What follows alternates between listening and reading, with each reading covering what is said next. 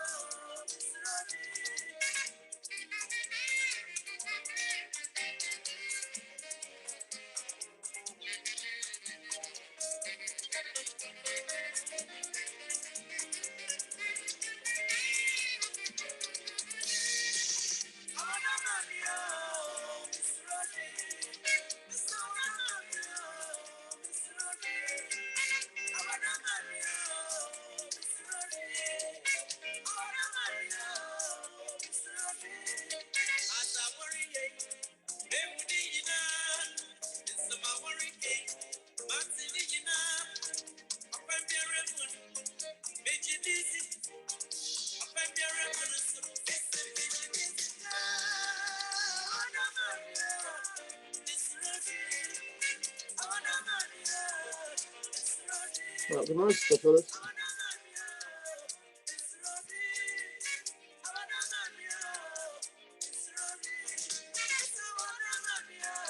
Hello, hello.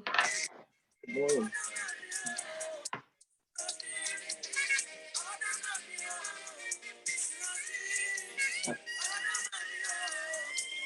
Let's hope this one comes off without a hit.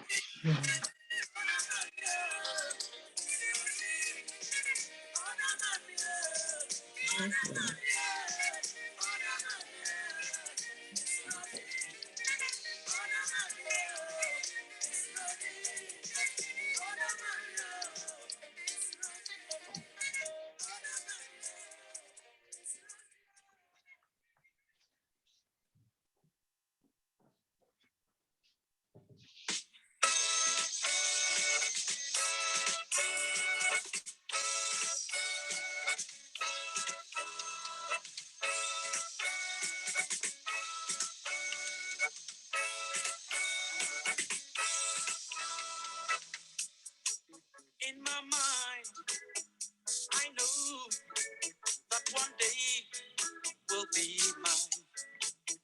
Hardships and sufferings will come no more. Problems will one day get up me, yes I know. And I'm sure, truly sure, that my star will shine one day. I'll keep on trying, I'll keep on trying, I'll keep on trying till my star will shine. I'll keep on trying, I'll keep on trying, I'll keep on trying till my star will shine. Yeah, come on, come on, come on, come on, come on, come on, my shining star. Come on, come on, come on, come on, come on, come on, my shining star. I'll keep on trying, I'll keep on trying, I'll keep on trying till my star will shine. I'll keep on trying, I'll keep on trying, I'll keep on trying till my star will shine.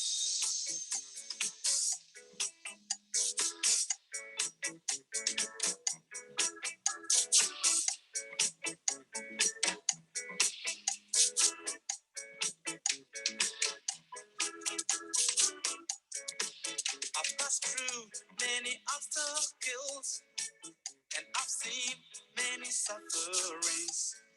Every day I pray that one day my star will shine.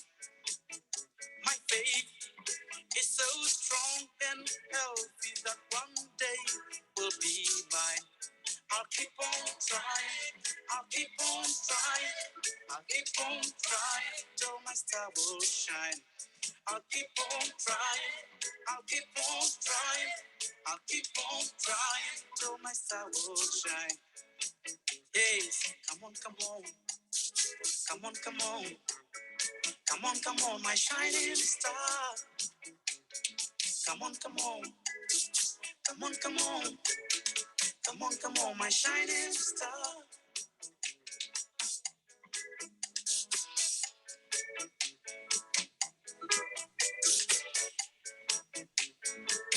Am I supposed to dance or just listen? However the music moves you. It does.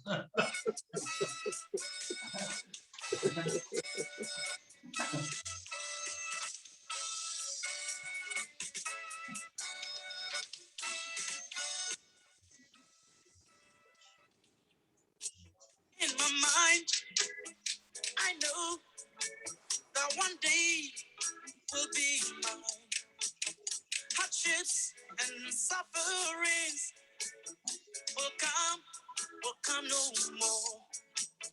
Problems will one day get off me. Yes, I know. And I'm sure, truly sure, that my star will shine one day. I'll keep on trying. I'll keep on trying. I'll keep on trying till my star will shine. I'll keep on trying. I'll keep on trying. I'll keep on trying till my star will shine. Come on, come on. Come on, come on. Come on, come on, my shining star.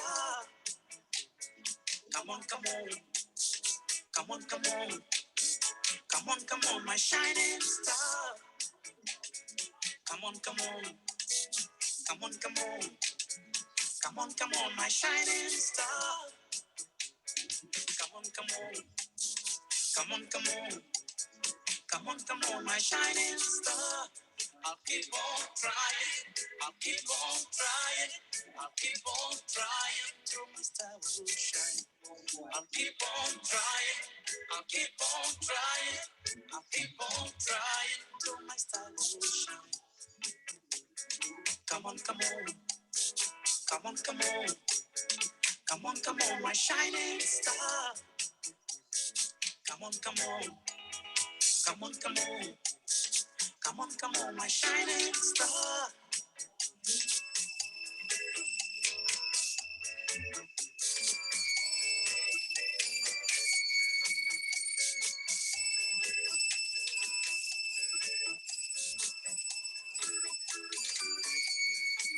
I've passed through many obstacles and I've seen many sufferings. Every day I pray that one day my star will shine. And my faith is so strong that one day will be mine. I'll keep on trying. I'll keep on trying. I'll keep on trying till my star will shine. I'll keep on trying. I'll keep on trying. I'll keep on trying till my star will shine. Come on, come on. Come on, come on. Come on, come on, my shining star. Come on, come on. Come on, come on. Come on, come on, my shining star. Come on, come on. Come on, come on. Come on, come on, my shining star. Shining star. Yeah. Shining star. Come on now. Oh, shining star.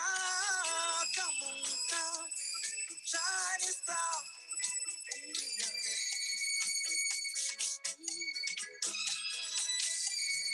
Yes, I know. I shall one day. I'm sure, surely sure. My star will shine one day. Where is the shining star,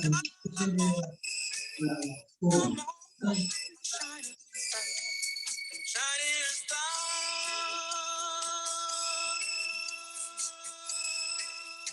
Yeah, my shining star, shining star. Come on now, my shining star, shining star. I need you,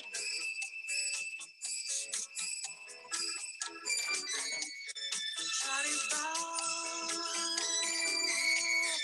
Come on now, oh shining star, shining star. Come on now, come on, come on, come on, come on, come on, come on, my shining star. Come on, come on, come on, come on, come on, come on, shining star.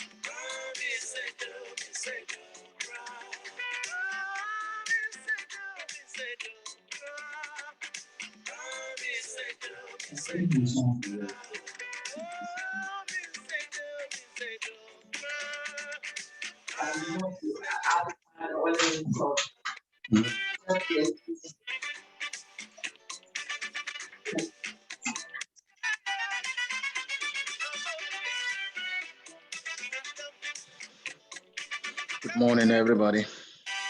Good morning. Good morning. And good to see you. afternoon.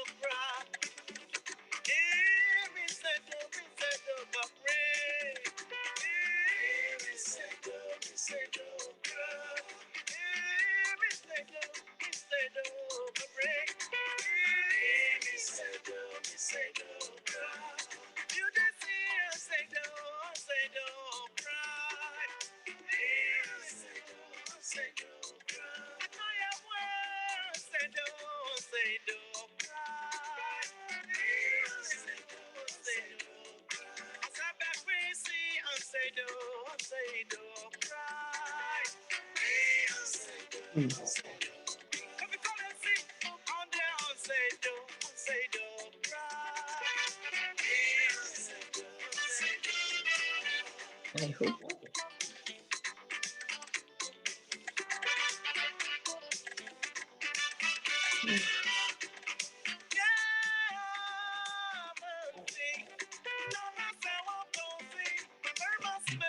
There was a bit of confusion with the time change, so I hope people got it and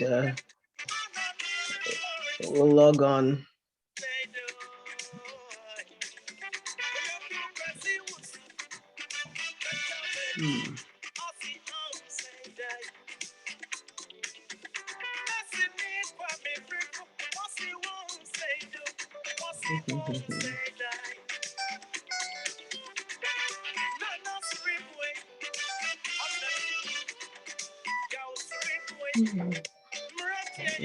Guess we're still waiting for our speaker, so.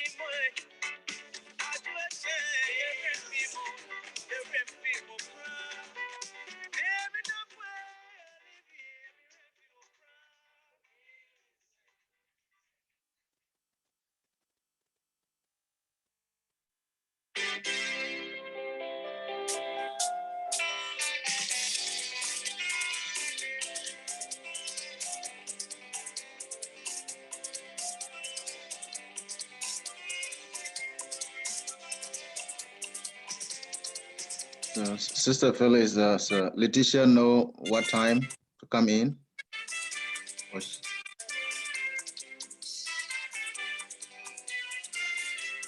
You're muted. You're muted. Yeah, you're still muted.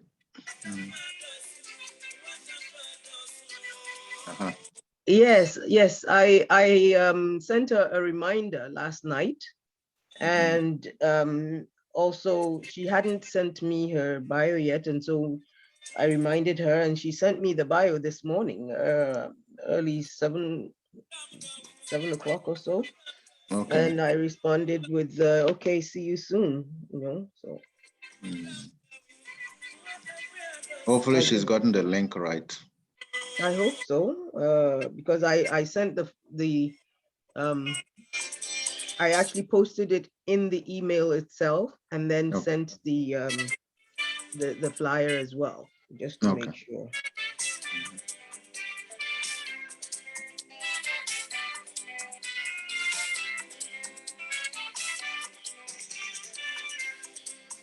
Yeah, I know she's been a bit rushed this week. Where does she live? She's in Ottawa. Oh, in Ottawa, I see. Yes. So okay. I will give her a call in a few minutes if she doesn't. Yeah, it would be helpful. I'll see if maybe she's having, because I mentioned that if she had any trouble with connecting, she could give me a call. So.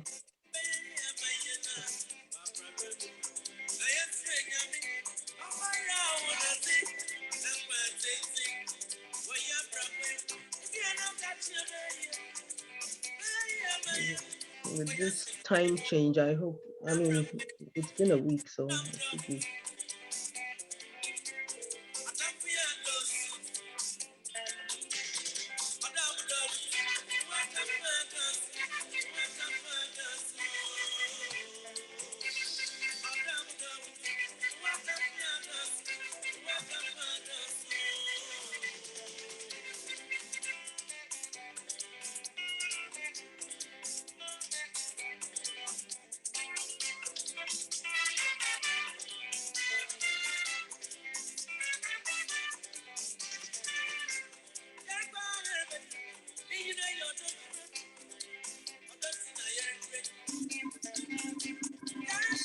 Kofi, why don't you take the recording off until we start the meeting? Yeah. Oh, you mean the background music? Oh, yeah. I have it turned off. I mean the recording.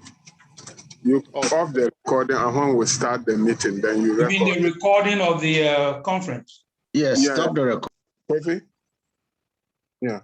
We are quite concerned about the neo-colonial status. 2 days or a couple of days back, our president was in the United Kingdom, and he talked about during the conference, the COP26 conference. He did talk about why third world countries can take the same steps like advanced countries, and why it is the responsibilities of the advanced countries to provide the resources and others, and that we also need to devolve. Yeah, I mean, it's true that we need to devolve, but again, you look at it, what kind of devolvement that we are having. If you have your oil, that 87% of it is taken out, you have your gold, your diamond, your manganese, that you only have royalties of 5%. So what is the use, you know? And those are some of the issues that we in the Progressive Alliance of Ghana want to take on board. We are pro Nkrumah, and when we say we are pro Nkrumah, we talk about his ideas, his progressive ideas. The need, you know, to move on from neo-colonialism to a kind of independent country, the concept, what Nkrumah did and all others. I don't want to take so much of your time. It's rather unfortunate that it's much more a smaller meeting because we are having another meeting in Elmina, and I thought the whole group in Elmina. We are meeting the regional representatives in Elmina because we already have, I mean, a certificate as a provisional party, and we're working towards a political party, a party of difference. And we are meeting, they are meeting in Elmina, and I thought they were going to join us anyway. There are also issues about the timing of this meeting and others. And that is why it looks a little bit as fewer people here, but the fewer the merrier. I mean, enough food, enough for us to eat and drink. So, I mean, the Phyllis is going to take us through, you know, so over to you, Phyllis. Yeah. Over to you, Phyllis. Yeah. On mute, yeah, please. You're muted. Sorry. All right. So good morning once again. Good morning, good afternoon, good evening from wherever you are joining us today. We are still waiting for our principal speaker, but we will go ahead and start. And maybe today we'll have a different kind of meeting and get on with the discussion. So as you've heard, my name is Phyllis Datson-Bourne, and I am the moderator for the PAG Town Hall series. And I'm coming to you from Ottawa, Canada. So welcome to everybody, and we're delighted that you are joining us today. Our topic today is food security, seed protection, and GMOs. Before we get started, most of you have been here before, but we want to go through the protocols for the town halls. Please make sure that you are muted. Your icons are at the bottom of the screen. so have them muted unless you are speaking. We will also have a discussion and question and answer. Normally we have it after the presentation. However, as I said, we may have to change it around this time. So if you have questions, put them in the chat or raise your hand, and Dr. Sola will cue them, and we will then call on each person who wants to contribute to do so. So without further ado, I will at this time open the meeting. I think, as I said, we will do it differently. So I want to welcome a number of people who are here that also are very passionate here. I want to thank Sister Nana Mahamamu, who is here. I sent her a quick reminder last night, and I'm very, very happy to see her here. And I know she's very passionate about this topic. And perhaps I'll get you to, kick us off with your views on the topic at this time. Thank you, Sister Phyllis. I got involved in about our food security around 2013. I see. A classmate of mine at University of Cape Coast, I think you're cutting out a little bit. Oh, okay. Can you hear me? Yes, that's better. Thank you. Yeah. A classmate of mine who is chairman of Food Sovereignty Ghana reached out to me late 2012, early 2013, and informed me about the organization they had set up called Food Sovereignty Ghana, and gave me a background to why they had set it up. And basically it was again another encroachment on our independence, literally overturning everything that Dr. Nkrumah had achieved for us from the 50s onwards, late 40s, early 50s onwards. They've taken our Tema port, they've taken our Kosombo, they've taken our gold, and it's just this creep of neocolonialism. And now they were reaching out, that's the neocons and agribusiness companies now want to take our land. Very fertile land, as you all know. Water, land. We even have some flora and fauna that we don't even know that they exist. And in order to do so, apart from changing some legislation and administrative issues at what used to be our lands department, they are also trying to enact laws that will underpin what they want to do. And one of this is the laws about propagation and ownership of seeds. And seeds in this sense is both for flora and fauna. In 1961, there was a universal property agreement on propagation of seeds for every country. And it makes provision for each country to amend this international charter to suit the circumstances of the country. Ghana signed up to UPOV 61.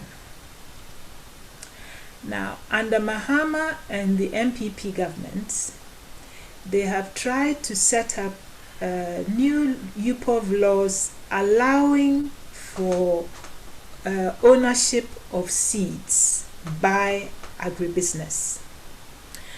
Basically, they can just come into our country, take, for example, a seed of maize, tweak it genetically a little bit, and then, hey presto, they own they they own the genetic material in that kind of maize. And owning it makes them basically nobody can grow that kind of maize without their permission.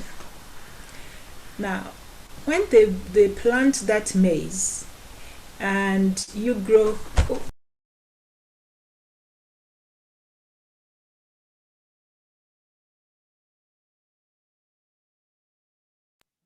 Did we lose her?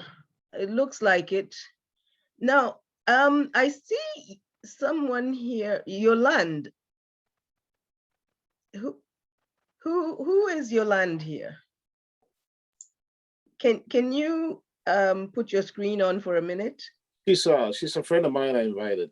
Okay. All right. She had put her screen on and I saw her briefly, and I thought for a minute she might be with Letitia, but obviously not. Have you been able to reach Letitia? No? No, I sent it goes you to the voicemail. It goes to voicemail. And I'm trying. Yeah, it goes to voicemail. I don't know what's happened. Yeah. Oh dear. Today is not, we're not having a very good day. Consider them challenges. We'll overcome Yes, them. we will. Absolutely. Today is not our day at all. It will work out. We have chosen. Yeah, we are working on a hot topic, so yes. I think she's back. Well, on another. Yeah, sorry, my fault. I didn't realize that I didn't switch on the laptop and the battery went off. Sorry. Okay, Yeah. no problem. Glad to have you back. Please go ahead. Continue from where I left off.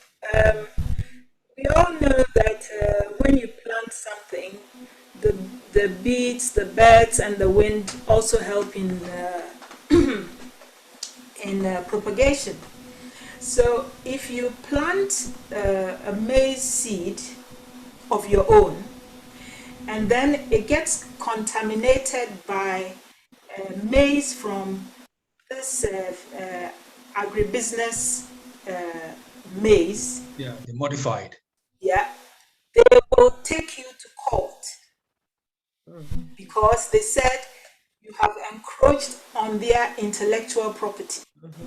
Now, first and foremost, the DNA in all seeds, both flora and fauna, have been propagated for millennia. And as far as we know, it belongs to nature. It cannot be owned by one human being, or in this case, an inanimate company that's registered in the Bahamas or Liechtenstein or Panama. They are literally holding on to life and claiming it as theirs. All right. And another thing too is that for the kind of seeds that they plan to sell, you also need their fertilizers and other chemicals to grow them. When you look at agriculture in the Western world, especially in North America, the farm workers were hazmat. They were, protective clothing. Our people back home simply apply fertilizers and all these chemicals by hand without realizing the harm to them. Okay, that also aside. And they are getting our people that's our farmers, into the habit of buying seeds instead of continuing the tradition of saving our own seeds, exchanging and even selling some.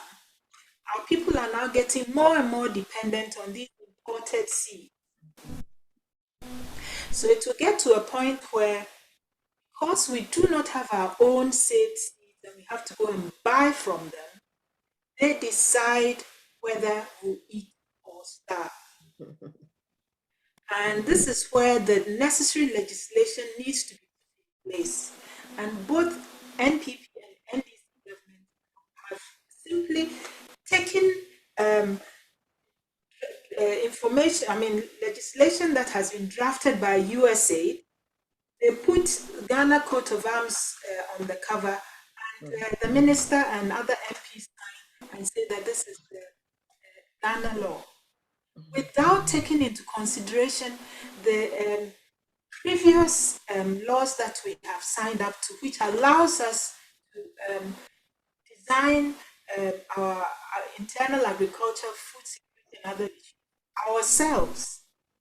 Now, the latest treachery has been that the Attorney General, the first one, Gloria Kufu, she refused to sign or agree to what was asked of her, that make Ghana a signatory to what they are planning to do. Subsequent attorney generals have agreed to do so. And Food Sovereignty Ghana has literally taken, this is something that is not meant for a lot of consumption, but Kwesi Pratt has put it in his paper, so I feel quite secure in informing you. Food Sovereignty Ghana took the government of Ghana to court this Thursday, and if you permit me, I'll find it and read it to you. We are at a really dangerous crossroads where our government officials sign up to international documents without the knowledge of Parliament, without the knowledge of the people of Ghana, and think it is okay to do so. And with this particular legislation that they signed us up to, in the US, if farmers go and plant these genetically modified seeds without paying whatever they have to the agribusiness companies that own the genetic rights, the maximum is 2-year imprisonment. This legislation that our government has, especially the Attorney General has signed us up to, will criminalize our farmers with a minimum 10-year sentence. What's wrong with us? I'll look for it and read it to you. Wow. This is really it's dangerous. wow. Okay. Yeah, So the full text, sorry.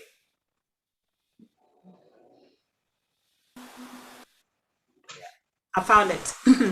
great. Food Sovereignty Ghana, today, Thursday, 11th November 2021, filed a legal suit at the Supreme Court of Ghana challenging the constitutionality of the Plant Variety Protection Act 1050 2020. That's the year 2020. In a statement of case filed today at the Supreme Court by our lawyers, Romo Chambers, Food Sovereignty Ghana is seeking an interpretation of whether or not the Constitution of Ghana was breached by the passage of the Plant Variety Protection Act, and if Ghana was a party to the International Convention for the Protection of New Varieties of Plants, UPOV, at the time the Act 1050 was passed. This court action is the culmination in our long struggle to uphold the rights of farmers to freely save, use, exchange, and sell farm-saved seed and other propagating materials. The claim states, among others, that the UPOV 91 Convention, the first one was 61, but the second one, this very punitive one, is UPOV 91. The UPOV 91 Convention is an unnecessary infringement on farmers' rights because the WTO TRIPS agreement makes room for other sui generis models that do take into consideration related conventions and the human rights system, such as the Treaty on Plant Genetic Resources for Food and Agriculture, or the United Nations on the Declaration of Peasants, and affirming the sovereign rights of states over their natural resources, such as the Convention on Biological Diversity, and implementing the fair and equitable sharing of the benefit arising from the utilization of genetic resources and the related traditional knowledge. It's a bit long. I'm trying to get the bit about where our farmers are. Very long article. Good morning. Well, yes, we're happy to see that Leticia is also on. I am so sorry, and I send my sincere apologies. I feel really, really embarrassed. No, don't worry. As long as you're here, that's what's important. Okay. We have Nanama, who is also very passionate about this topic. As I mentioned to you, there were other contributors who are really passionate, and they would also be speaking. So we're going to go ahead with Nanama to continue, and then we'll have you do your presentation after that. Thank you so much. All right. Take time to relax. Okay. I think I just may have to repeat a few sections just to make the point to emphasize it. The main thrust of the case, food sovereignty presented to the Supreme Court, was essentially to challenge first and foremost the power given to the defendant, that's the Office of the Attorney General, Section 61 of Act 1050, to ensure the implementation of the Act does not affect the fulfillment of obligations of Ghana pertaining to the protection of plant breeder rights under the convention to which Ghana is a party. Food Sovereignty Ghana's application to the highest court points to the fact that Section 63 of Act 1050 defines convention as used in Section 61 to mean the International Convention for the Protective of New Varieties of 1961, that is UPOV 61, which Ghana at the time of Act 1050 was passed, was not a party and is still not a party to UPOV 61 when the instant action was instituted. Food Sovereignty Ghana also contends that both the letter and spirit of the 1992 Constitution of Ghana have been breached by the implementation of Act 1050 by the defendant to ensure that the implementation of same is subject to UPOV 61, which Ghana is not a member of nor a signatory to. By making UPOV 61 binding on Ghana in terms of its obligations to plant breeders, when Ghana is not a party to same and which convention has not been ratified by Parliament, Sections 61 and 63 are in breach of Articles 2, brackets 1, 11 and 75 of the 1992 Constitution. Food Sovereignty Ghana is outraged by a deliberately clandestine plan to influence the issuing of plant variety protection in the direction and interest of an interest group whose commercial aspirations and operations have proven highly detrimental to the environment and erosive of human rights and culture. In an act of bad faith, the Attorney General's Office submitted on behalf of Ghana for consideration by the UPOV Council versions of the bill that had not been ratified by Parliament. Specifically of great concern is the extremely harsh and unprecedented criminalization of farmers that will result from the implementation of the law as it is being proposed. In a stakeholder engagement held last year, civil society organizations such as Food Sovereignty Ghana, Peasant Farmers Association of Ghana, the General Agriculture Workers Union of the Trade Unions Congress, Center for Indigenous Knowledge and Organizational Development, among others, expressed concern about a minimum 2-year prison term found to be a minimum 2-year prison term for farmers found to be exchanging, saving, or selling seed. The final version of the document submitted by the Attorney General's office surprisingly suggested a 10-year minimum sentence. Wow. Even in the USA, where plant variety protection is in line with UPOF requirements, punishment is much more humane. Food Sovereignty Ghana, through many previous press releases and petitions, has always argued that Ghana is a member of the World Trade Organization. Obligations concerning intellectual property that Act 1050 are equally catered for under the WTO's Agreement on Trade-Related Aspects of International Property Rights. So there's a lot going on then. It's a lot going on. Yeah. Wow. The plaintiff Can you wait until she's done? Just one last paragraph. Yeah.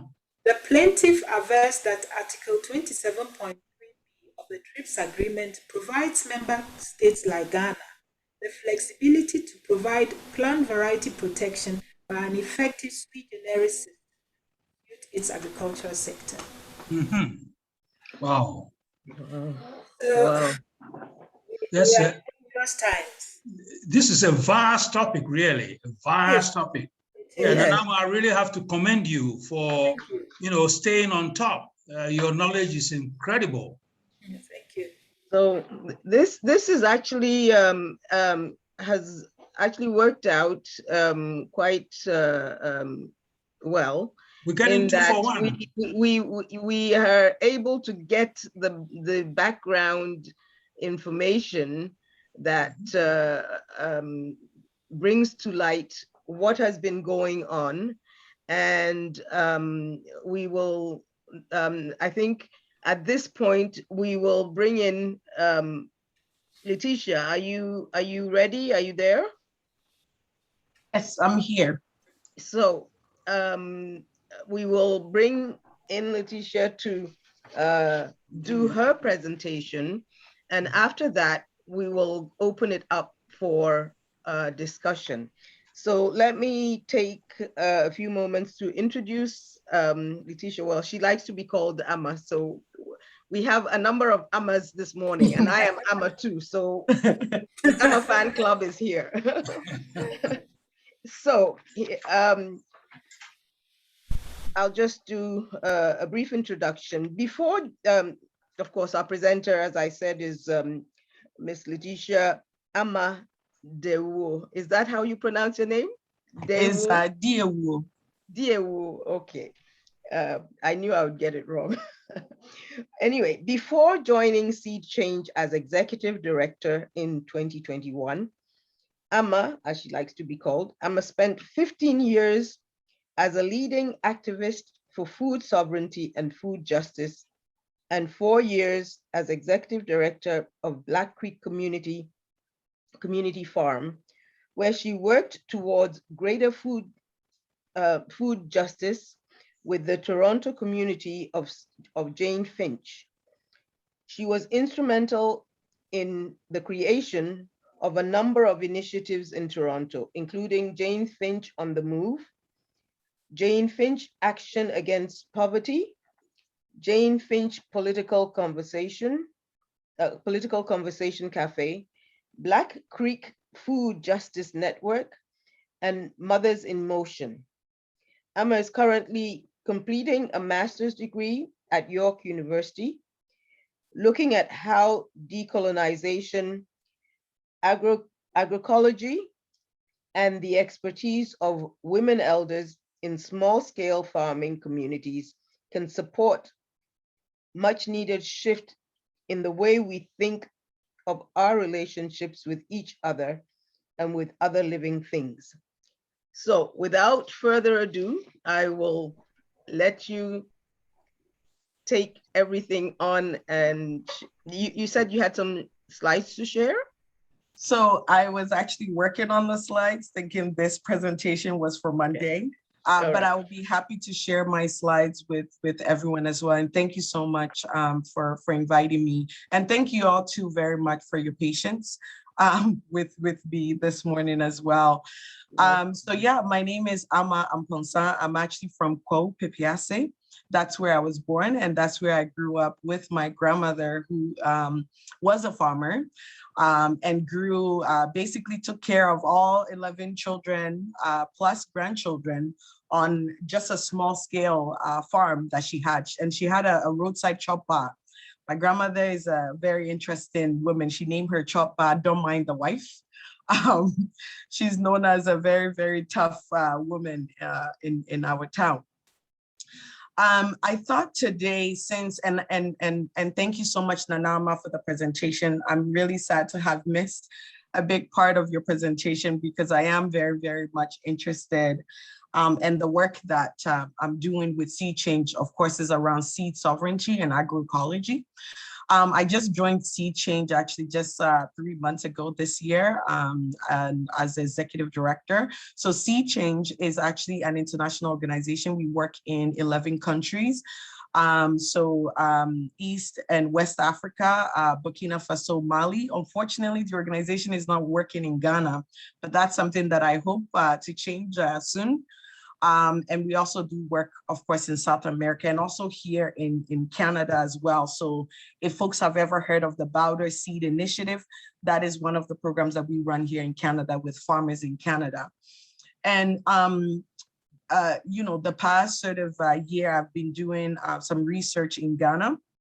I've been working mostly with women and mostly with our elders. And you asked, if you were to ask me why, really it's inspired by my grandmother, and also is inspired because, you know, to learn that most of the food that we eat globally, right? About 70% of the food that we eat comes from small scale farmers. It doesn't come from big agri businesses that, you know, tells us all the time when we see commercials on TV, or, you know, if you go into the grocery store, the relationship that we have with our food, there's an assumption that it's, you know, there's big, large corporations that are really feeding us, when in actual fact is actually small scale and smallholder farmers like my grandmother, who are actually feeding us, and also who are not at the table when it comes to policy decisions, like some of the stuff that Nanama have been talking about, the fact that farmers and smallholder farmers are not seen as educated just for the mere fact that they do not write and read English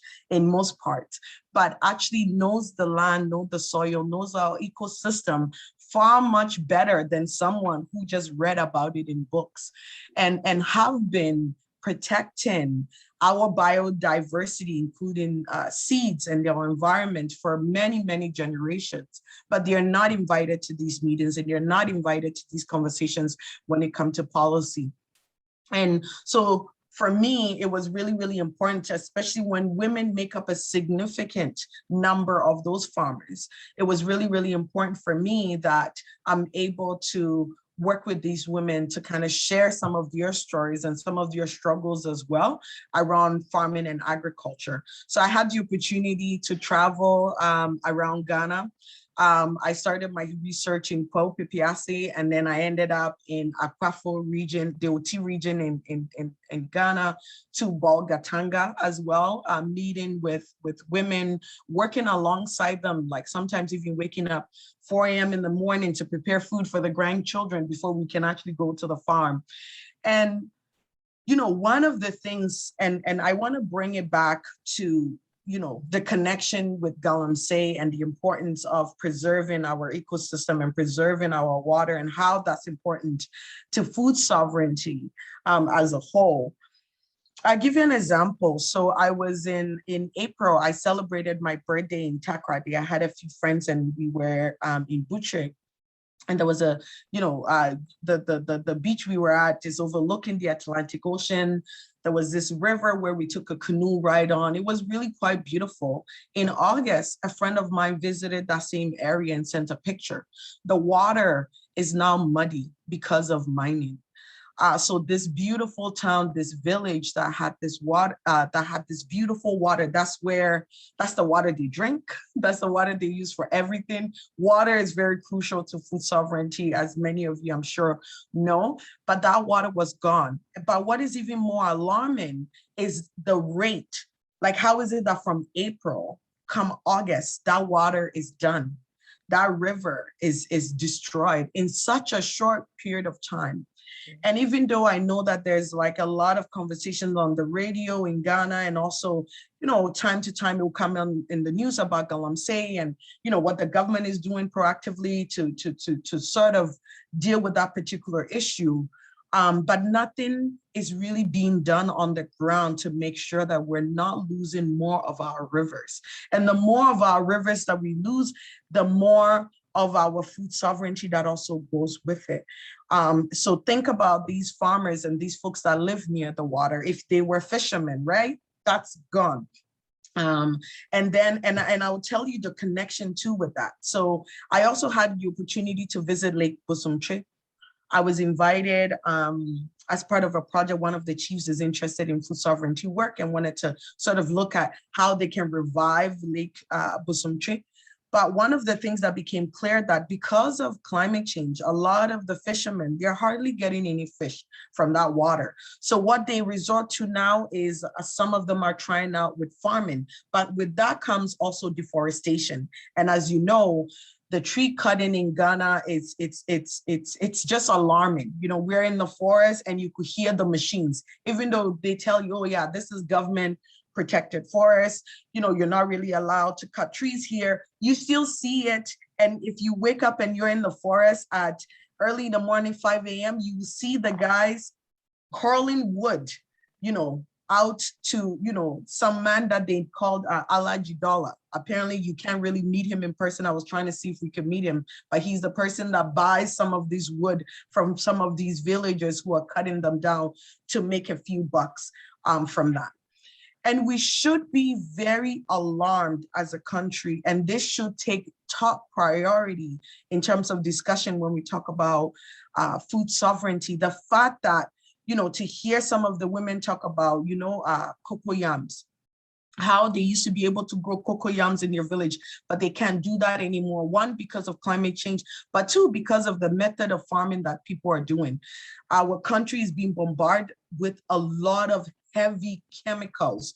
Like if you speak to people, if it's a labor issue, they're presented with chemicals. Oh, you don't have to worry about weeding because you could just spray.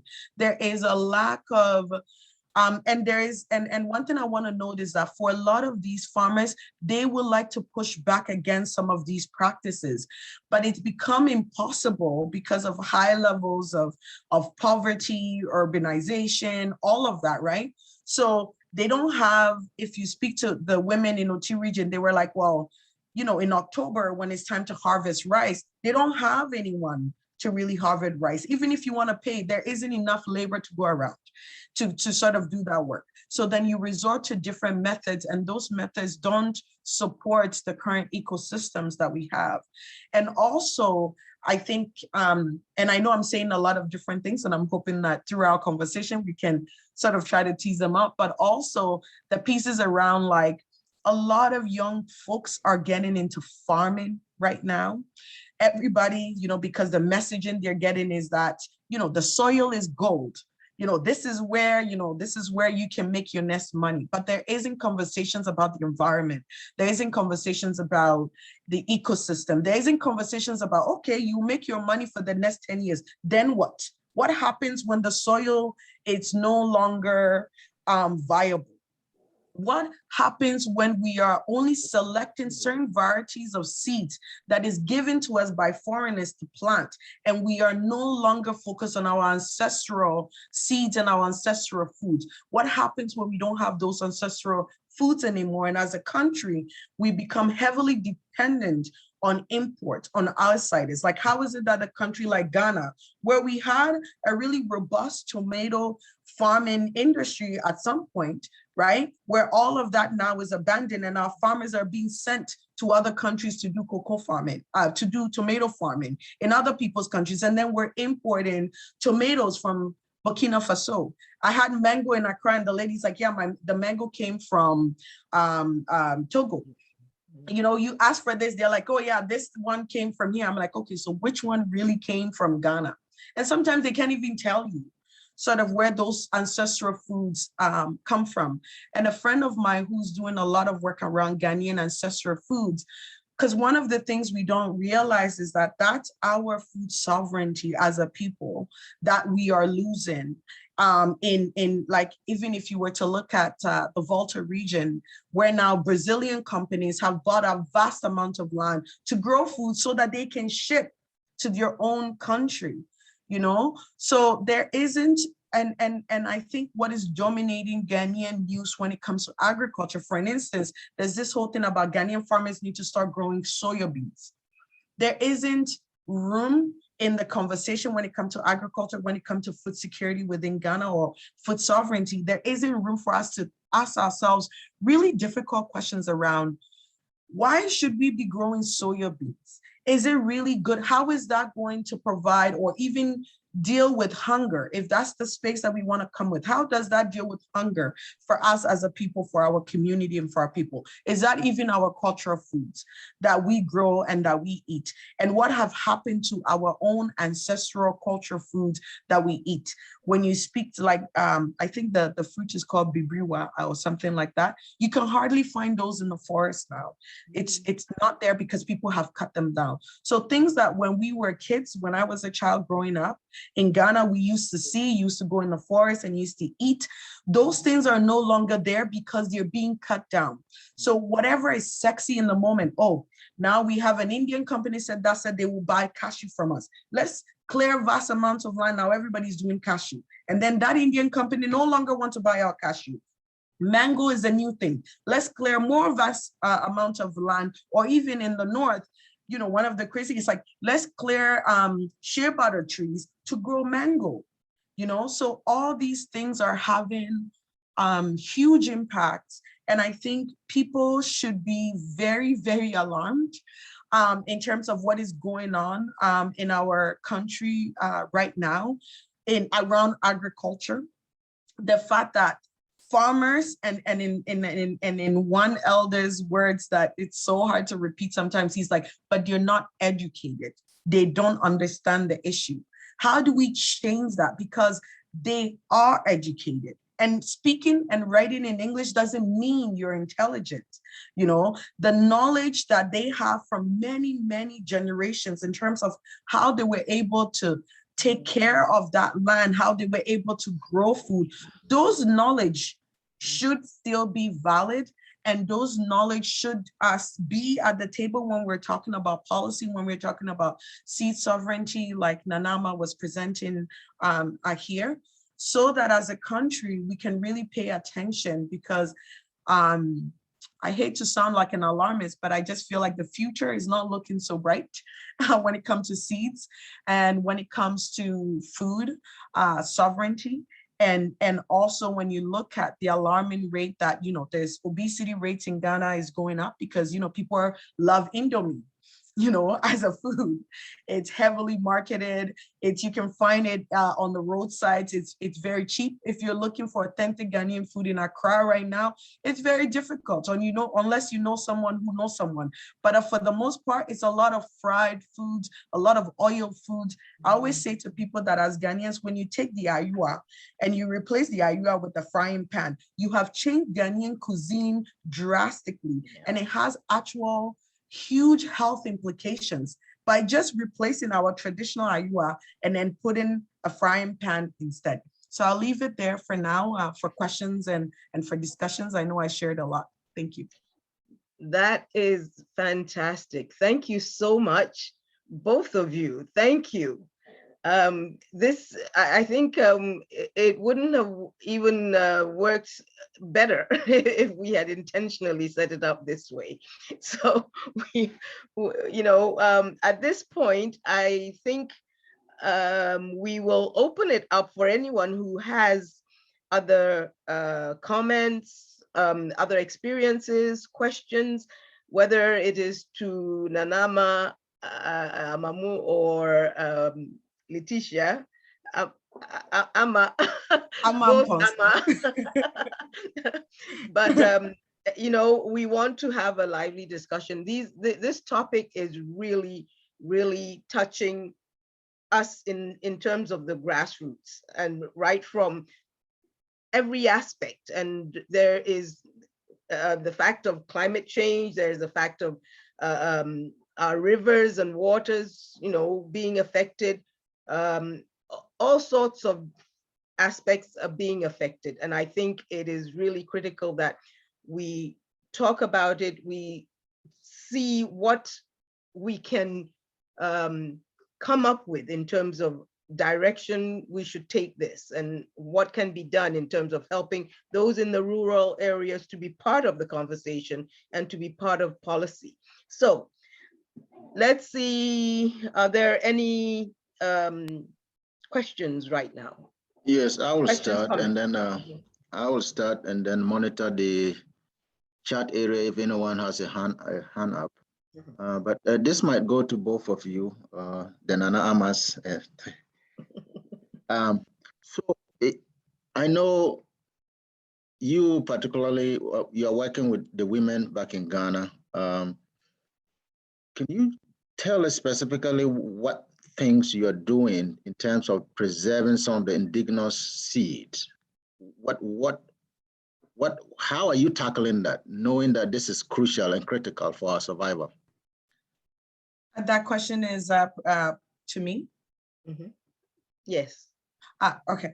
So so one of the things that I've been looking at, so my organization is actually known worldwide for developing the participatory plant breeding program. And it's actually was started by Dr. Malaku in Ethiopia. He was actually the reason why the organization that I'm working for now actually started work around seeds. So I don't know if folks remember the Ethiopian famine, where a lot of, you know, NGOs and groups are sending in aid and sending in food into the country. And it's that actually people don't realize that the supposedly good deed of sending in food to another country actually has huge implications for the country's food security and for the country's food sovereignty as a whole.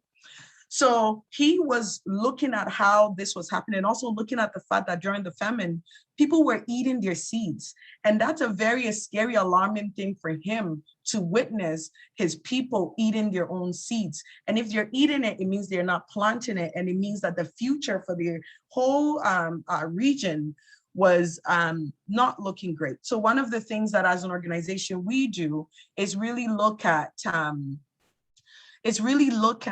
how we can support communities to set up a seed bank in their community if they don't have one already. But also, most importantly, we always and one of this person I was on a call with said it the best and said, you know, seed banks are important, but we need to protect the land because there is no better seed bank than the land itself. Because if we have a seed bank, but then we don't have the land to actually plant the seeds on, we don't really have a seed bank. Because if you know about seeds, you know that, you know, you can't keep seeds for a long period. And the only way to preserve seeds is by actually growing the seeds and actually eating the seeds and growing the products of the seeds that we grow as well. So one of the things that I personally have started, but also looking at within my organization, and also I was talking to another funder in the state, because I learned that funder has a project in Upper West Ghana, but it's not focused on seeds and seed saving. So, and with my friend Abena Ofejima, is looking at how do we set up seed banks, even if it's like one to start in regions. How do we sort of set those up so that we can preserve Ghanaian ancestral foods and also have the farmers share their knowledge that they have around how they grow and care for some of those foods, even on a small scale as a way to start. And also one of the things that I'm doing, I find that in the Volta region, they're very well organized. If you find the women there, the women farmers, They're highly organized, and also some of the women in Bolga, especially in the Namdam region, they're also very organized. They will self-organize themselves and they share knowledge on different things, but they don't have the resources. And then when you come to like the Kwao region, they're not so organized in many ways as other parts. So the needs within Ghana looks very differently.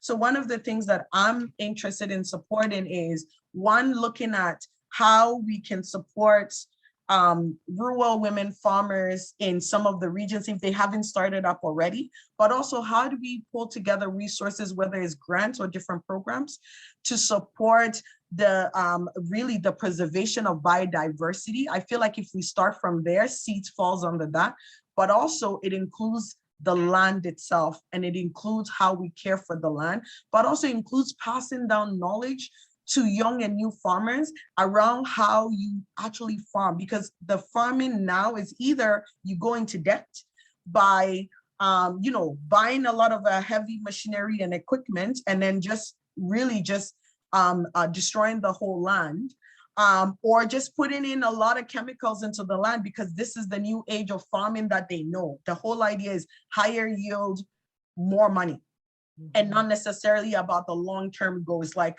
as one of my pastors said, he's like, Ghanaians are not generational thinkers. We only think right now. What can I get to eat now? Tomorrow, I don't care. You know, so how do we get people to really be generational thinkers? It's not just about me right now, what I can get and what I can eat, but it's about what is my children and my children's children going to have and are going to eat. And if we have that mindset in thinking around every aspect of our work, we will do so much better. Thank you so much. Wow. Thank you. That was well answered.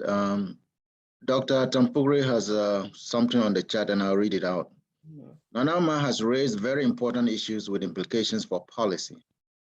What policy options derive from your experience which could guarantee food availability, the aspects that seed sovereignty is fighting for? What policy options derive from your experience which could guarantee food availability, the aspect that seed sovereignty is fighting for? Is that question directed at me? Yes, it is. Oh, okay. Of course, developing meaningful responses is based on the the laws of a country, the policies. At the moment, in fact, I can say that for the past 10 to 15 years, most of the agricultural policy documents in Ghana were for a charitable way of saying it, were drafted and handed over to our MPs, who then rubber stamp it. It is not from the people. And until we can get in a government that really understands the dangerous, the precariousness of the state we are in, I'm sorry, this will continue. It's very depressing. Sister Amma raised something about land issues, which is very, very critical. You know, even before legislation is made, the ownership of our land, when this is opened up, makes us even more vulnerable to these carpetbaggers, the agribusiness companies and individuals who come in and think they've got dollars and they buy up our land. I will give you a short history. John Mensah Saba, one of the reasons why he's such an important and revered person in the history of Ghana was that he saved Ghana from the fate of what our East African sibling countries had, Kenya especially, Kenya, Uganda, Malawi, Tanzania. He trained in the UK as a barrister at a time that the British colonial government wanted to take over all of Ghana as a colony. And he was able to argue in court, in their own court here in London, that the land tenure system and ownership of land is different. A chief holds land in trust for his people. Therefore, the British cannot come in and say they are going to take over the colony. You know, we had the colony and then the protectorate, and then Ashanti on its own. Because of that, they left us alone. They simply had they had signed in 1844 a bond with the Fanti, the southern ethnic groups, the Fanti, the Ga, and the Evers, to set up the colony, but it was for 100 years. The Aborigines Rights Protection Society accepted that, but they wanted to expand and take the entire land of Ghana as a colony, and Mensa Saba managed to push them away, and we held on to our lands. Our chiefs, most of our chiefs until fairly recently, maybe about 30, 40 years ago, understood that they hold our land in trust for our people. But out of greed and maybe pressing poverty, some of them have been selling our land now even to Brazilians. And what makes it even worse, USA and the government of the US have now demarcated our land in what's the word? This digitizing or digitalizing. So you may have, personally, I have a document, a legal document drafted in 1951, a land gift by my paternal grandmother's older sister, giving the land to her children and my grandmother's children.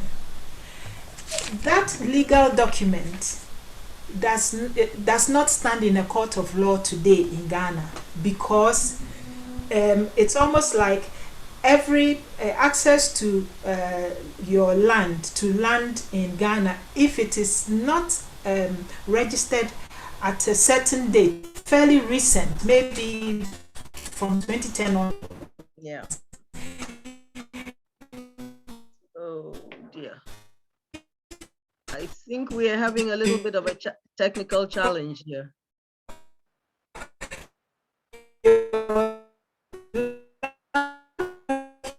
Nanama, it looks like you're fading out.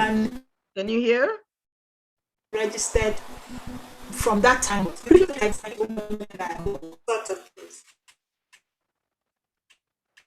Nanama, it looks like you're cutting out. Hello?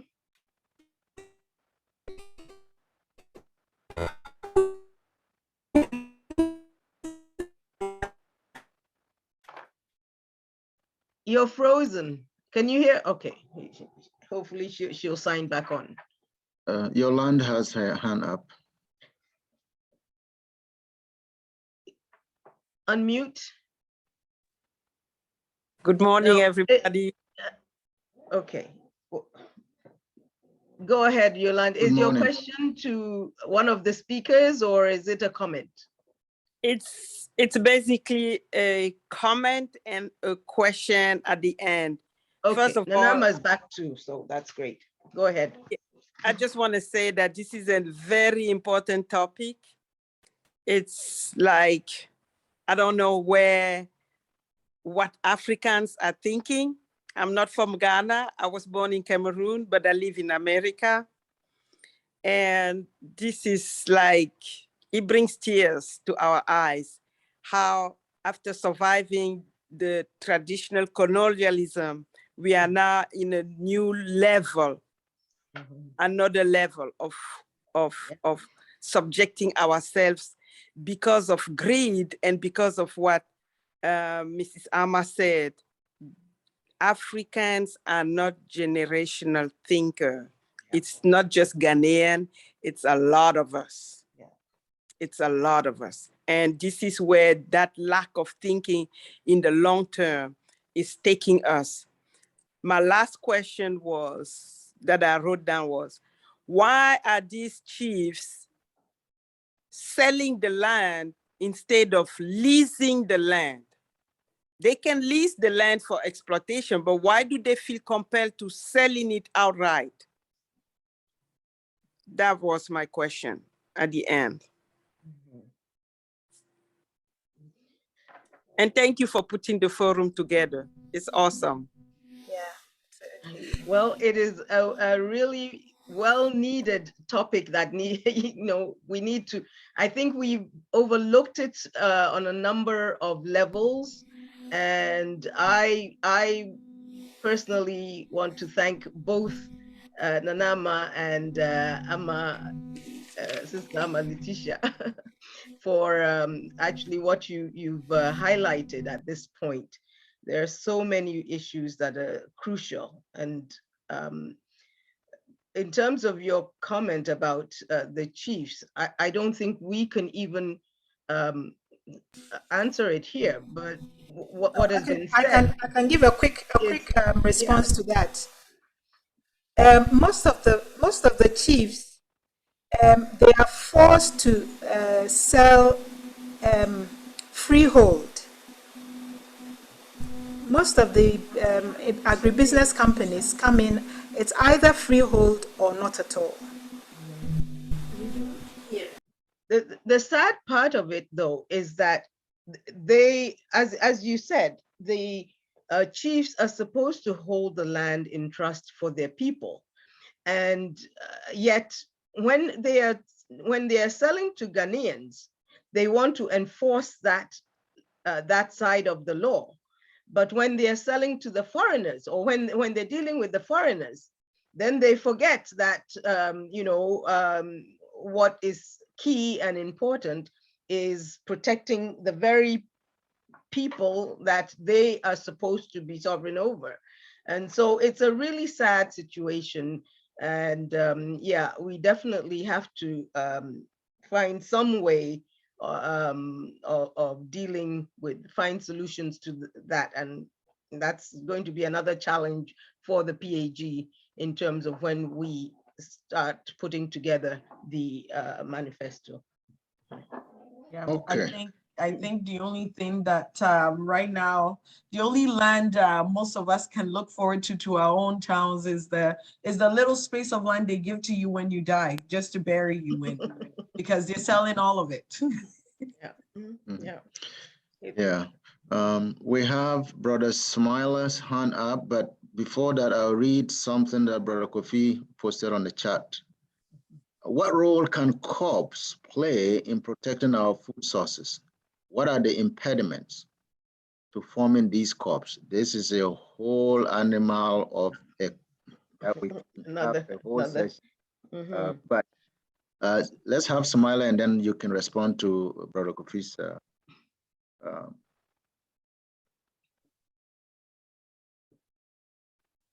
Smiler?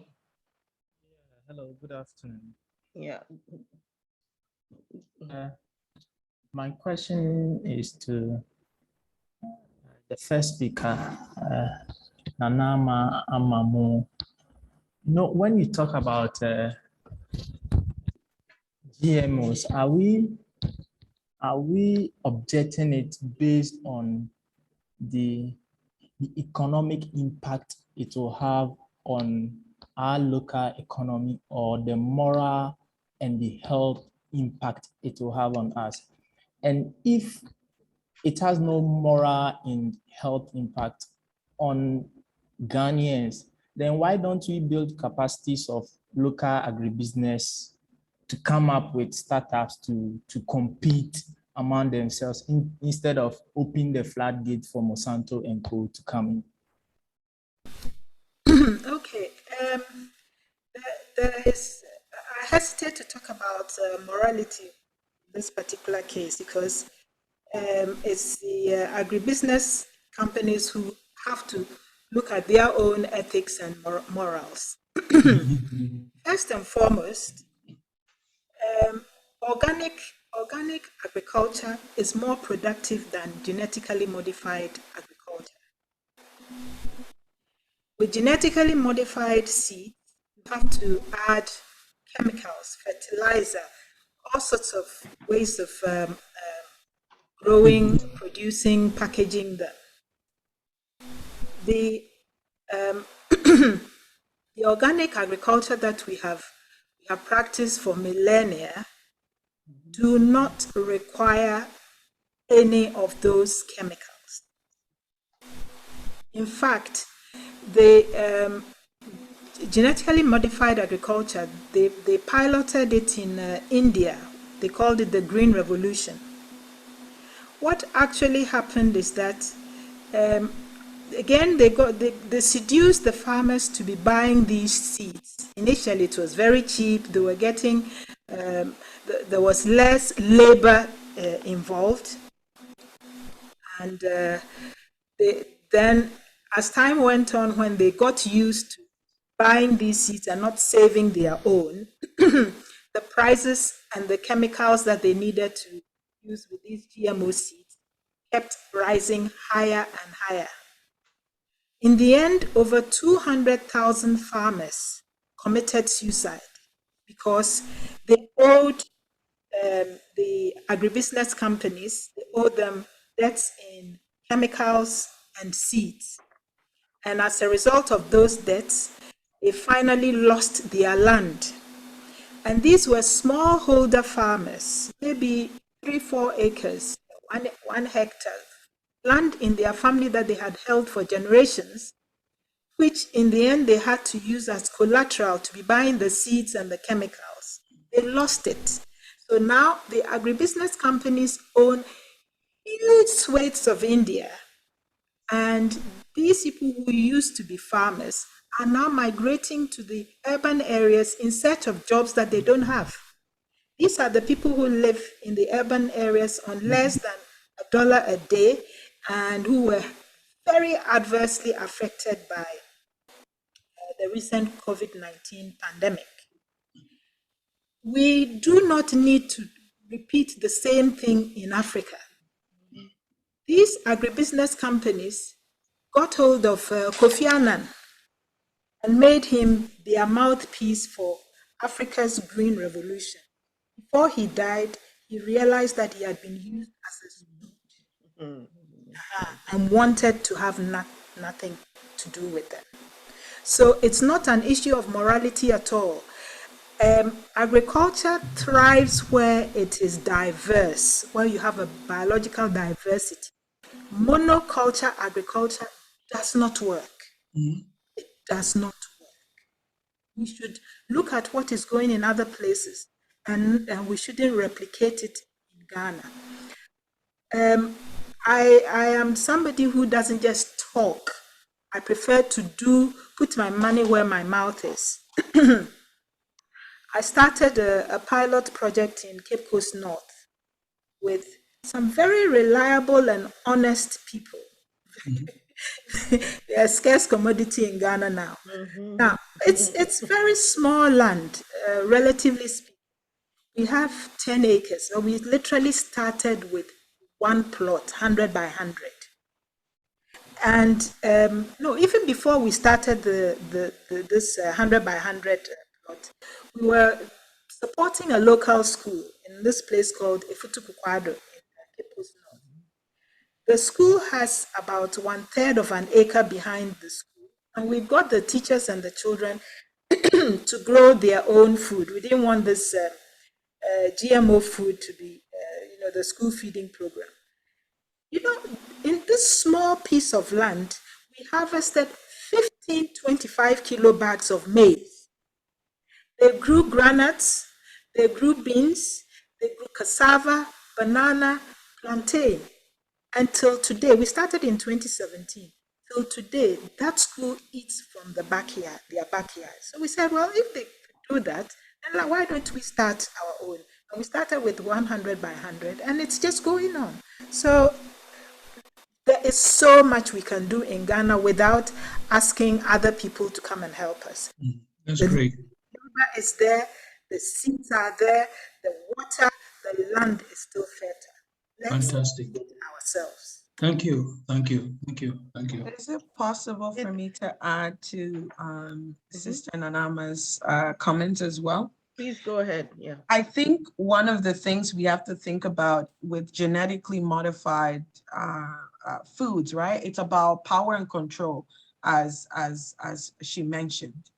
Is who has the power, who has the control of the food system. And it's not about feeding people nutritiously healthy foods. It's about making money. And I think when people have this understanding and the distinction, they will understand sort of how our food system is set up. It was not set up so that we can get like the school program that she was mentioning, getting really good nutritious food to kids. It was set up to make money. You cannot take genetically modified genetic modification and say we're going to create our own in Ghana because somebody already have patented and is the sole controller of that, and it has to go under that system. I don't know if you understand what I mean. So I think that's very, very important to sort of understand that piece and in terms of how that works, but also understand the fact that people just want to make money. If you are about really getting people good quality, nutritious food, then you know that GMOs are not it. And the production of GMOs and the implications that it has on the environment, on our health, it's a moral question, but I think Nanama puts it, it's not for us to ask ourselves. I think it's for them to ask themselves about the big moral question around, you know, the ethics of it. Why should we not also protect our ancestral seeds? Because the way that they have intellectual property on these GMOs, why should we not also basically register our own ancestral seed so that we can go and fight the same fight? Yeah, very good question. Yeah, and I think Danama can probably answer that well. Yeah,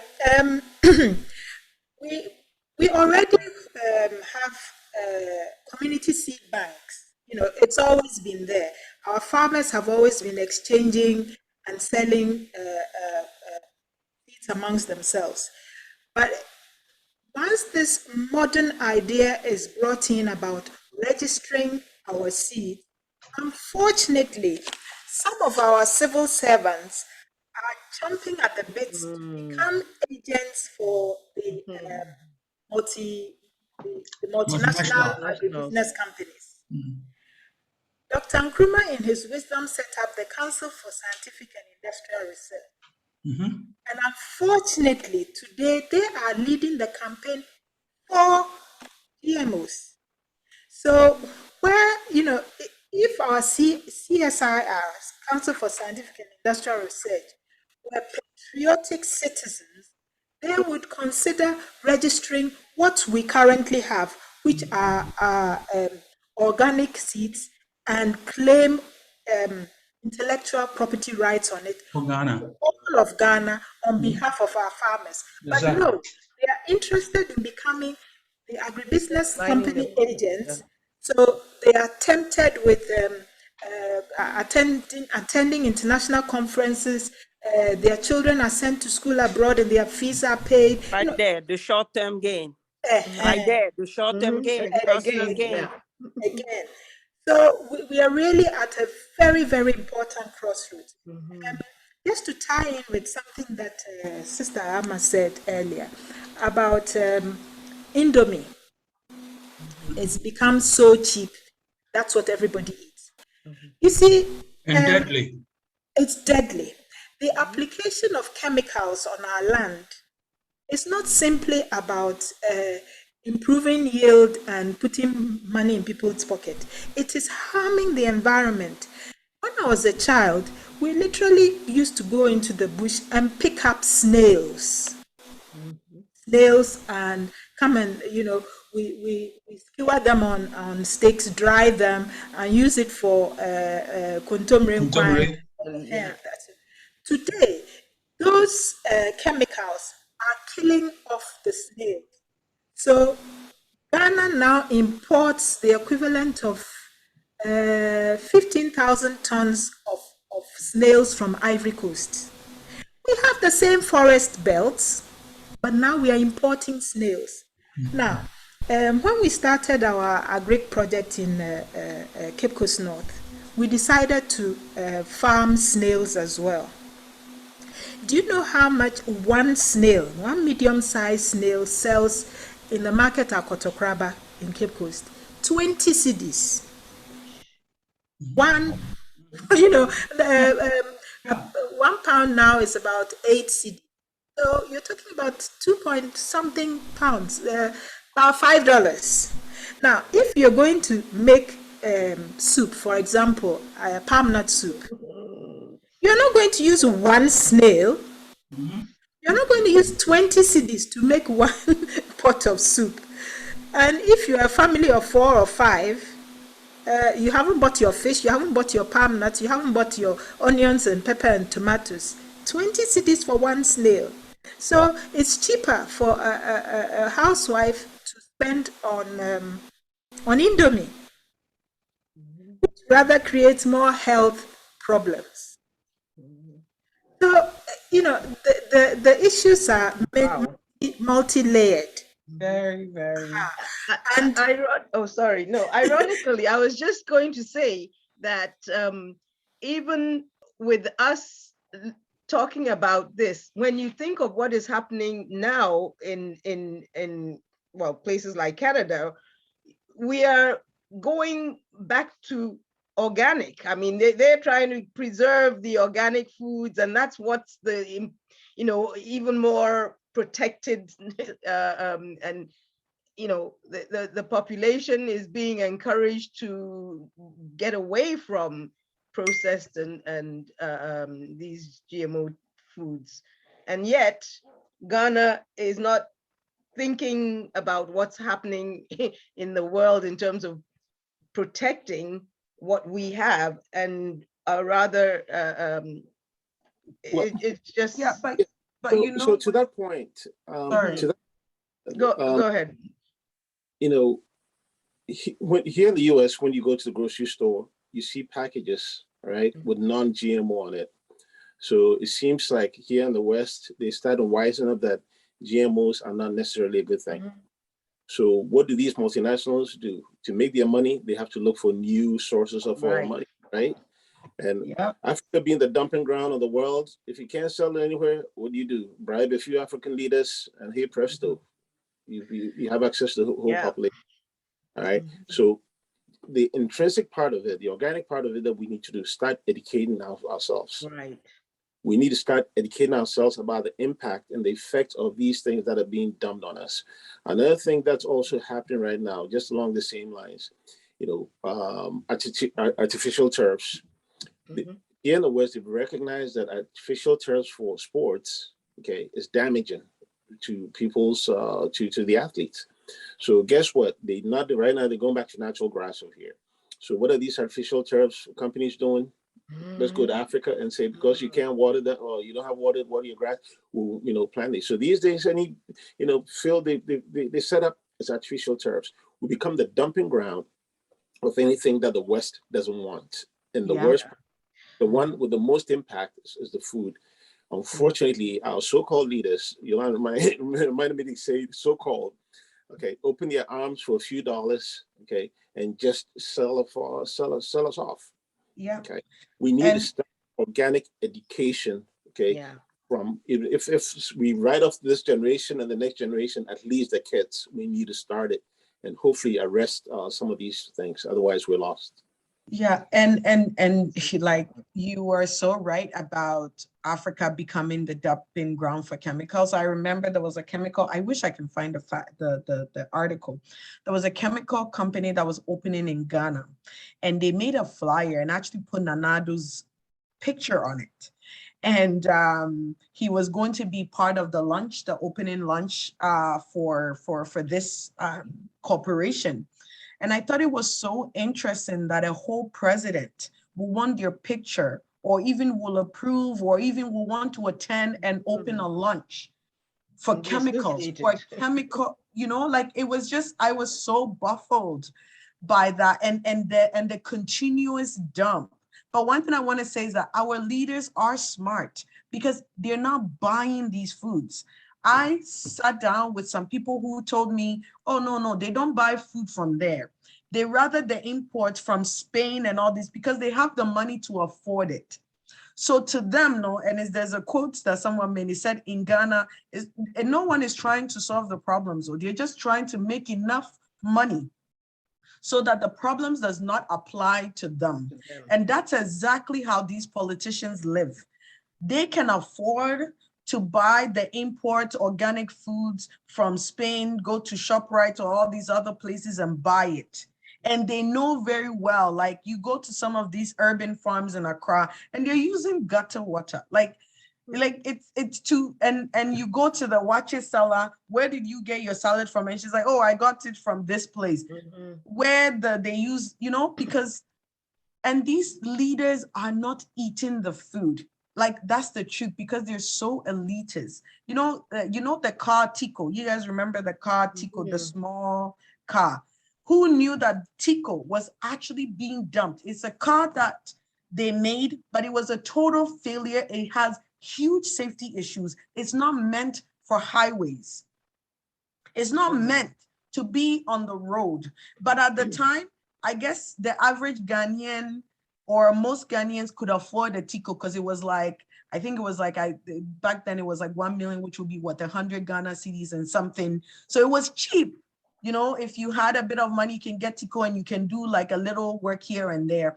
And our politicians allowed this Tico to be brought into the country, to be sold to people. And do you know how many people die? If you remember and seeing Tico car accidents, the car becomes nothing. It gets mush because it's like, I don't know how to explain how the car was made.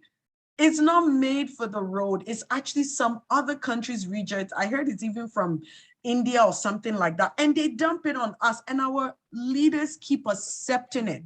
And you know why they don't care? Because they have enough money where if they're sick, they can go to another country to get, what's it called? To see a doctor. Their children don't go to schools in the country. Their children don't access the same sort of services. They live in like their own ivory tower and their own different reality altogether. And it's all about, I'm in office for this long. How much money can I make? How do I make sure that my business can go forward? And it's not about, oh, what is the livelihood of the average Ghanaian here? Oh, this bill that's coming forward. Let's think generationally. How is this going to have an impact now, tomorrow, the future? And how do we make sure that we are really safeguarding our country? And all of that is gone out of the window. Money making is number one, not the well-being, the welfare of anybody. Money. Thank you. This is where Progressive Alliance for Ghana comes in. And I like that most of us agreed that it's education. And we do know that our leaders, as you mentioned, are smart, but because they have the means and the source of where their food comes from, and they know.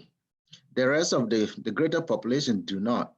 So PAG, as we stand, we will try to educate our people, indigenous, to save, and the repercussions of that. And Sumaila, to answer your question, geographically, God has made it in such a way that where you live, your food is right there, and you have to preserve it. Now, for instance, I was able, and this is a disclaimer, I was able to smuggle contemporary alefu seeds and betel seeds and brought them here. And I have a backyard garden. That's where I eat from. But when I grew the alefu, it grew like a tree, very big. And I was like, what is happening? I mean, so you can see that there's environmental geographical difference in what strives in other places.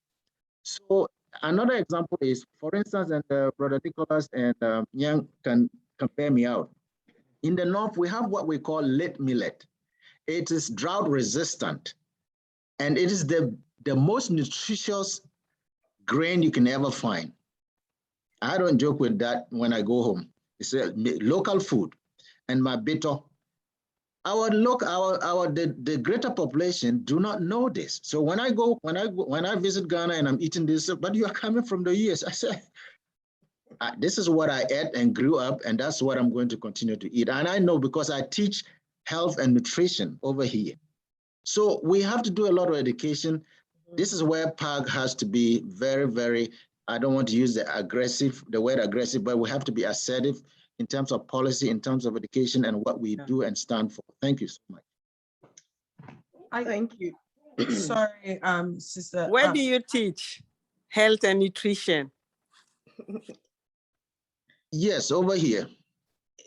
Over here, where? She doesn't Over know where here you are. in the US, a university in the US. I was gonna add that I think that a lot of Ghanaians are waking up. I think a lot of Ghanaians understand very well the issues that's plaguing the country. I think the problem we have is leadership. The country is divided into two political parties only. You know, when you speak outside of the parties, most people, like some people don't even understand because either you're NPP or you're NDC, you know, because that's what they've been taught to understand, yes. Right? It's like, yeah, there's that conditioning that's happening. And I think that a lot of the young people are waking up and they're trying to use social media like to fix the country, even though as much as these politicians were paying people like 50 Ghana cedis, that's it, to pay them to go and harass people online for just saying that, you know, there are more issues in this country for you guys to deal with than all these other nonsense that you're doing. They just paying people 50 Ghana cedis. Like, honestly, that's how much they're paying people to go and harass people online. So I think that people are pushing. Our leadership, though, is failing them because they've created this gate where it's like no one else can really get in. They've put like a protective shield around themselves. So when it comes to issues that really need to be discussed, it makes it very hard, I think, for a lot of young people and also for a lot of progressive people to be heard in that conversation. One of the things I always say is that it's so hard to have a dialogue sometimes with some Ghanaians because you're not used to that type of exchange. So then they resort to, oh, you're stupid. But then it's like you're looking at the Facebook comment, you're like, but brother, what did I say that was wrong? That all of a sudden I'm stupid, or you're this, or you're that. So it's like the moment you don't agree with them, or you don't agree with your political party, or even if you say it respectfully, however you say it, they take huge offense to it. I watch even in some of the WhatsApp agriculture groups that I'm involved in Ghana, a dialogue can happen and you think, okay, this is healthy. Let's discuss why we do farming this way, why we do this way. And then all of a sudden someone said, oh, this one is stupid. Oh, you've insulted me. Oh, you've done this. And I'm like, where can we have a dialogue as a people? Because we will never move forward if we cannot have a dialogue about the issues that's plaguing our country. And maybe you disagree with me, maybe I disagree, but that doesn't mean I'm your enemy. You know, it just means we're people trying to figure this world that we're both, this journey that we're on together.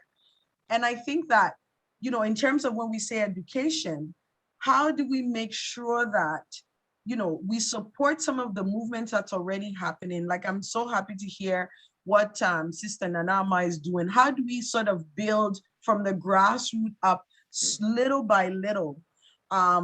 In terms of, and also knowing that the key point I wanted to mention is that we are also going against people who are ruthless and people who will do anything to protect what they have. Because the moment you mention some of this, they're thinking, oh, that's money out of my pocket, right?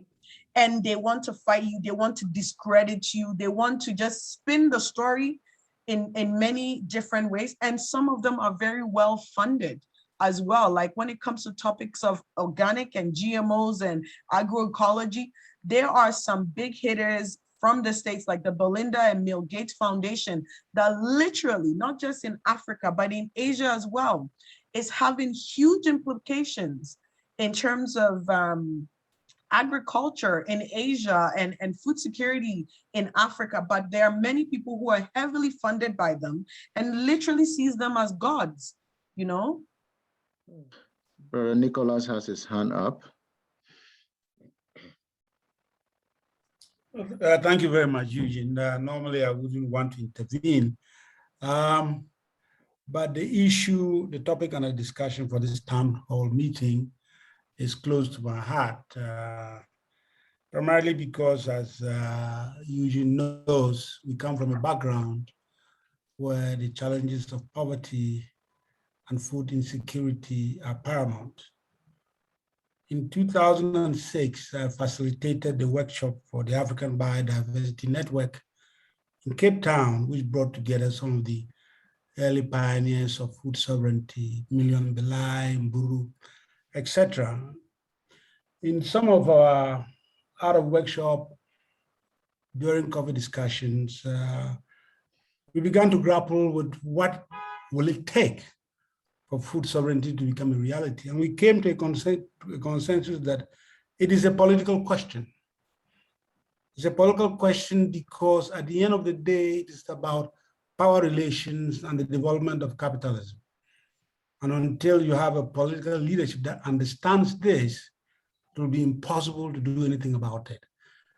Eugene will agree with me that the process of impoverization has led to so much indiscriminate land sales that it's not surprising that any chief that is offered even $1,000, let's even say $10,000 for freehold license, thinks they have won the biggest lottery in the world.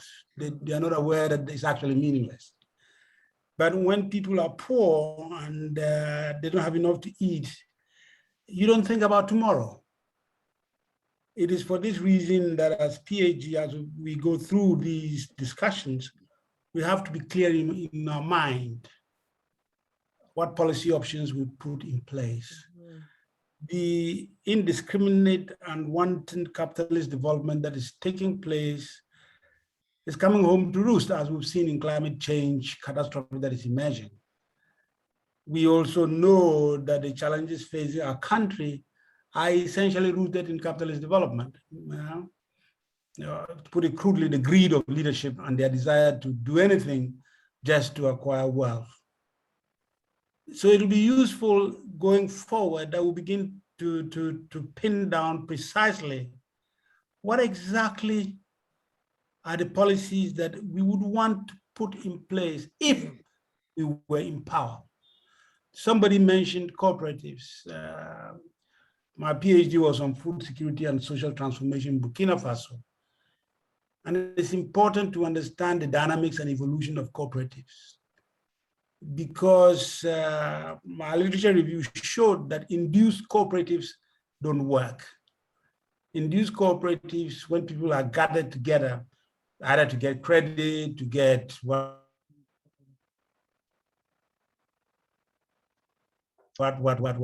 they aggregate just the cooperatives that emerge as a result of the need for individual farmers to pull their efforts together for a collective effort, are more likely to survive than induced cooperatives. That does not mean that you should not provide policy incentives that would allow individual farmers to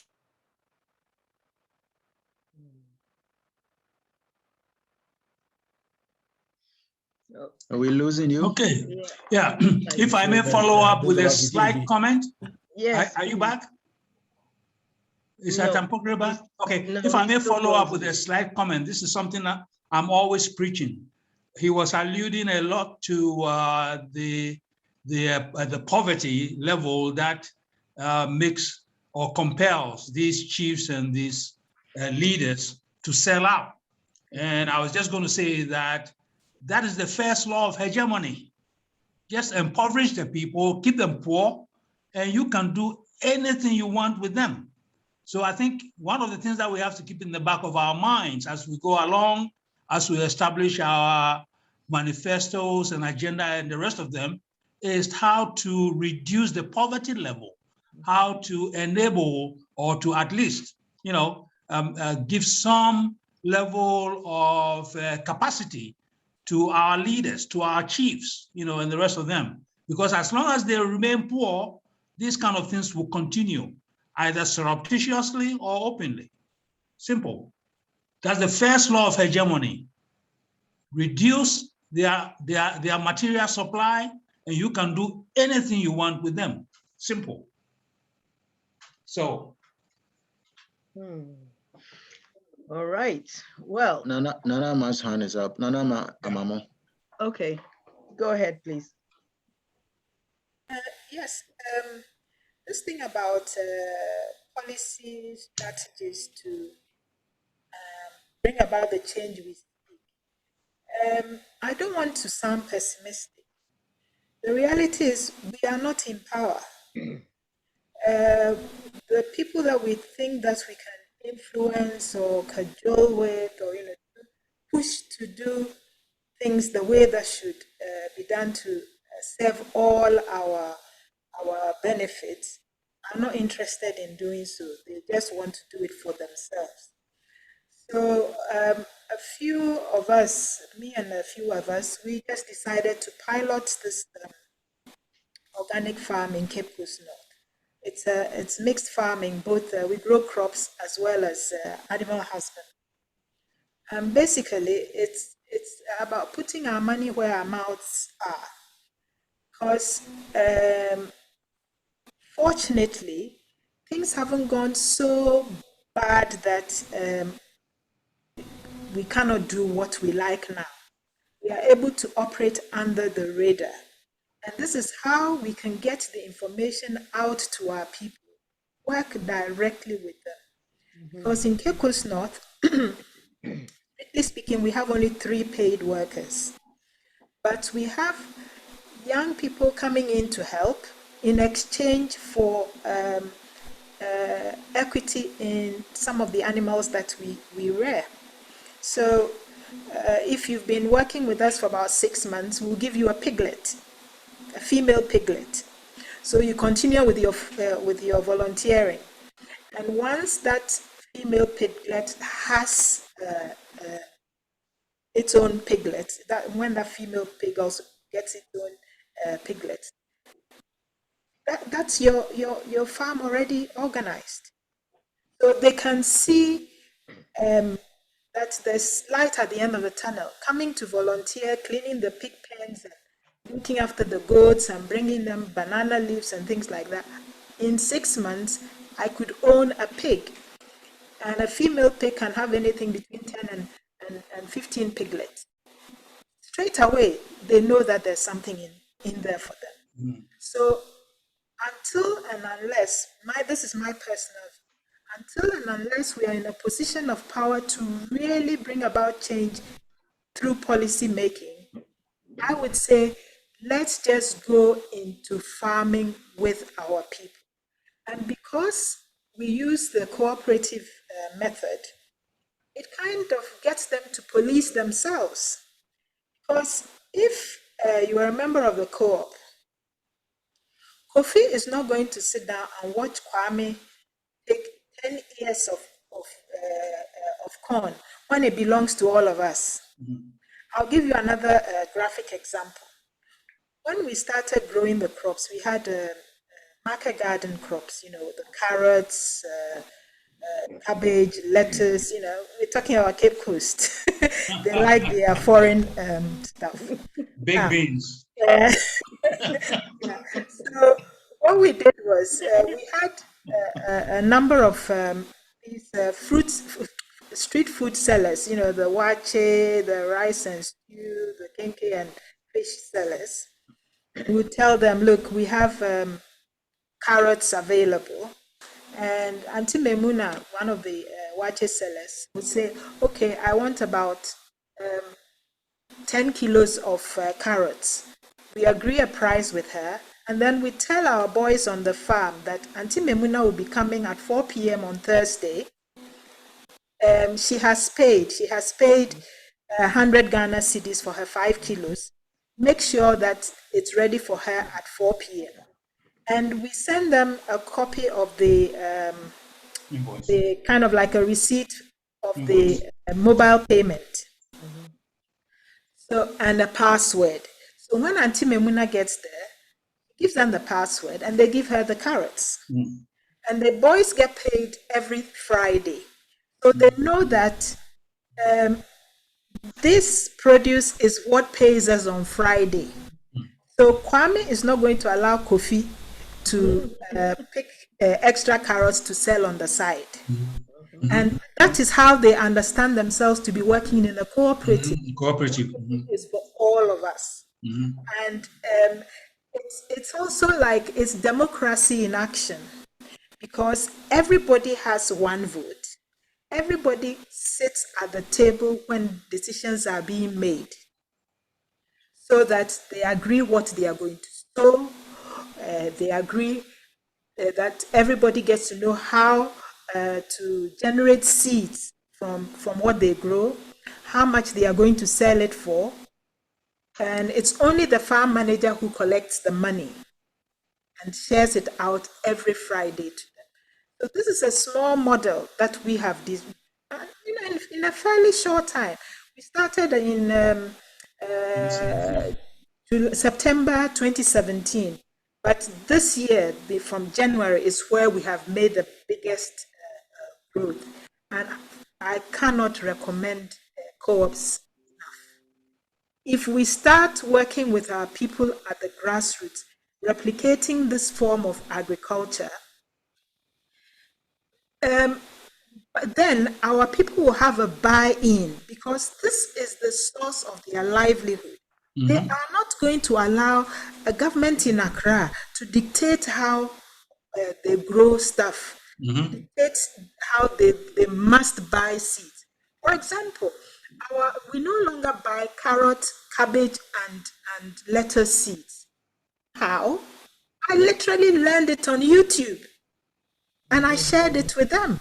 So now when they grow the carrots, for example, they look out for the most robust crops, allow them to go to seed, molt, and then they harvest the seeds.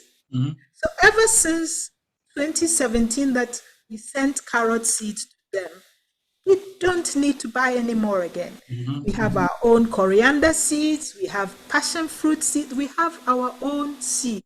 And for now, our people understand that our entire livelihood, not livelihood, in fact, our lives depend on those seeds. So it's all right talking about policy and documents and legislation. If our people do not have a buy-in in their daily lives in the places where they live, we'll be talking forever. Yeah. That's great. So true. Wow.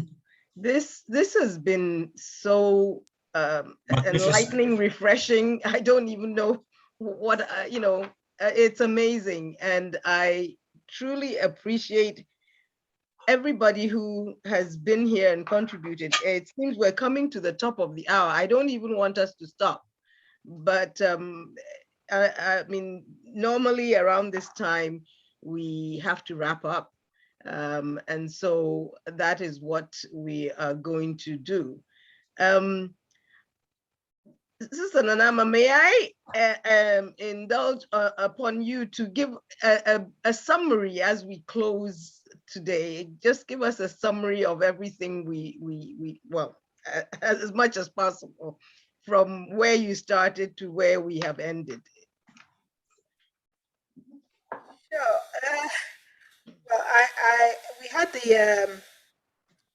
a little background to what some of the policy development on GMOs in Ghana and intellectual property rights and how it's been done on the quiet, clandestinely by our Attorney General and other departments. And then we had a very good presentation by Sister Amma, which, I mean, in fact, I wrote down several points. She raised issues about land. She talked very well about biodiversity. And then the bit about the continuation of our colonial background where we are suppliers of raw materials. Today, even Indians are doing it to us, telling us to grow soya beans, cashew nuts, whatever is in vogue. They tell us and we are rushing to do it. It talked about the lack of nutrition, people are not really growing stuff for us to eat based on what is required in terms of health, in terms of nutrition, in terms of food security of the country. We are just being blown like reeds in the wind. Yeah. Everybody comes and says, do this, do that. And we have our young people also focusing mainly on what they can earn today and not thinking about future generations and how they are also going to grow their food. We also had I think interventions from Eugene and Nicholas also about policies that can help us to get back on what will be important for us to retain our sovereignty. And I personally responded that because we are not in power, it's not a case that we cannot do it. But if we are going to do it, we must be able to do it with the civil servants who will be able to bring in some of the issues that we bring up. But at the moment, the sort of civil servants that we have, we cannot count on them. And so I brought in what I am doing with a few others to put into practice what we believe in and get our people to buy in to it so that when they start implementing these very, very vicious and cruel and unpatriotic strategies and policies, our people will be in a position where they can rise up and say, no, we are not doing this. This is what we know benefits us and the environment, and this is what we would rather like to do. We'll see where we go from there. So I hope I have summarized it. Well, Yeah, you have pretty Fantastic. much covered it. Thank you Fantastic, so much. fantastic. And one of the things that I think we should take away as we close this meeting is that we have to educate our people to be generational thinkers and not just to do what they need for themselves today, but to think about the future generations and those to come, so that everything that we are seeing here and we have grown up with becomes part of our sovereign, the food sovereignty, and not even just food sovereignty, but really everything about our lives, our culture, and so on, that we become full Ghanaians in every aspect of what we do. Yeah, self-sufficient. Yes. So I will give it to, yes, Brother Sola, you are muted. So I think yeah, somebody put something on the chat that they would want the organizations for, I think Nanama Diowo has done that, and Nanama Mamo, if you would. And I wanted to suggest that if we have that connection with what you're doing, Nanama Amamo, we can begin to replicate in our own ways. If we get some starting seed from your place, if it's possible in the long run. Thank you. Yes, certainly. I've just my. No. What did I do here? Oh, sorry. Sorry about that. What happened? I pushed the wrong button and almost turned the power off. Oh. My apologies. I should mute myself, actually. Yes, you can reach me on that WhatsApp number that I've put there. And then I can inform people about what we're doing. We're just about to set up what we call the absentee farmer scheme. The absentee farmer scheme is for anybody abroad or in Ghana who does not have the time or the land to do animal husbandry. For now, we're starting with animal husbandry. The idea is also to create jobs for our local people. And you can buy stock from us, either a sheep, goat, or pig, and you get fortnightly reports on your stock. We tend to tell people to start with just the one animal, and pay a monthly sum which will cover their food, rent, water, vet fees, and contribution to the wages of either the worker or volunteer, and insurance. So this is one way of making sure that our pilot scheme, becomes sustainable. Yeah. We started with 4 pigs, 3 females and 1 male in January this year.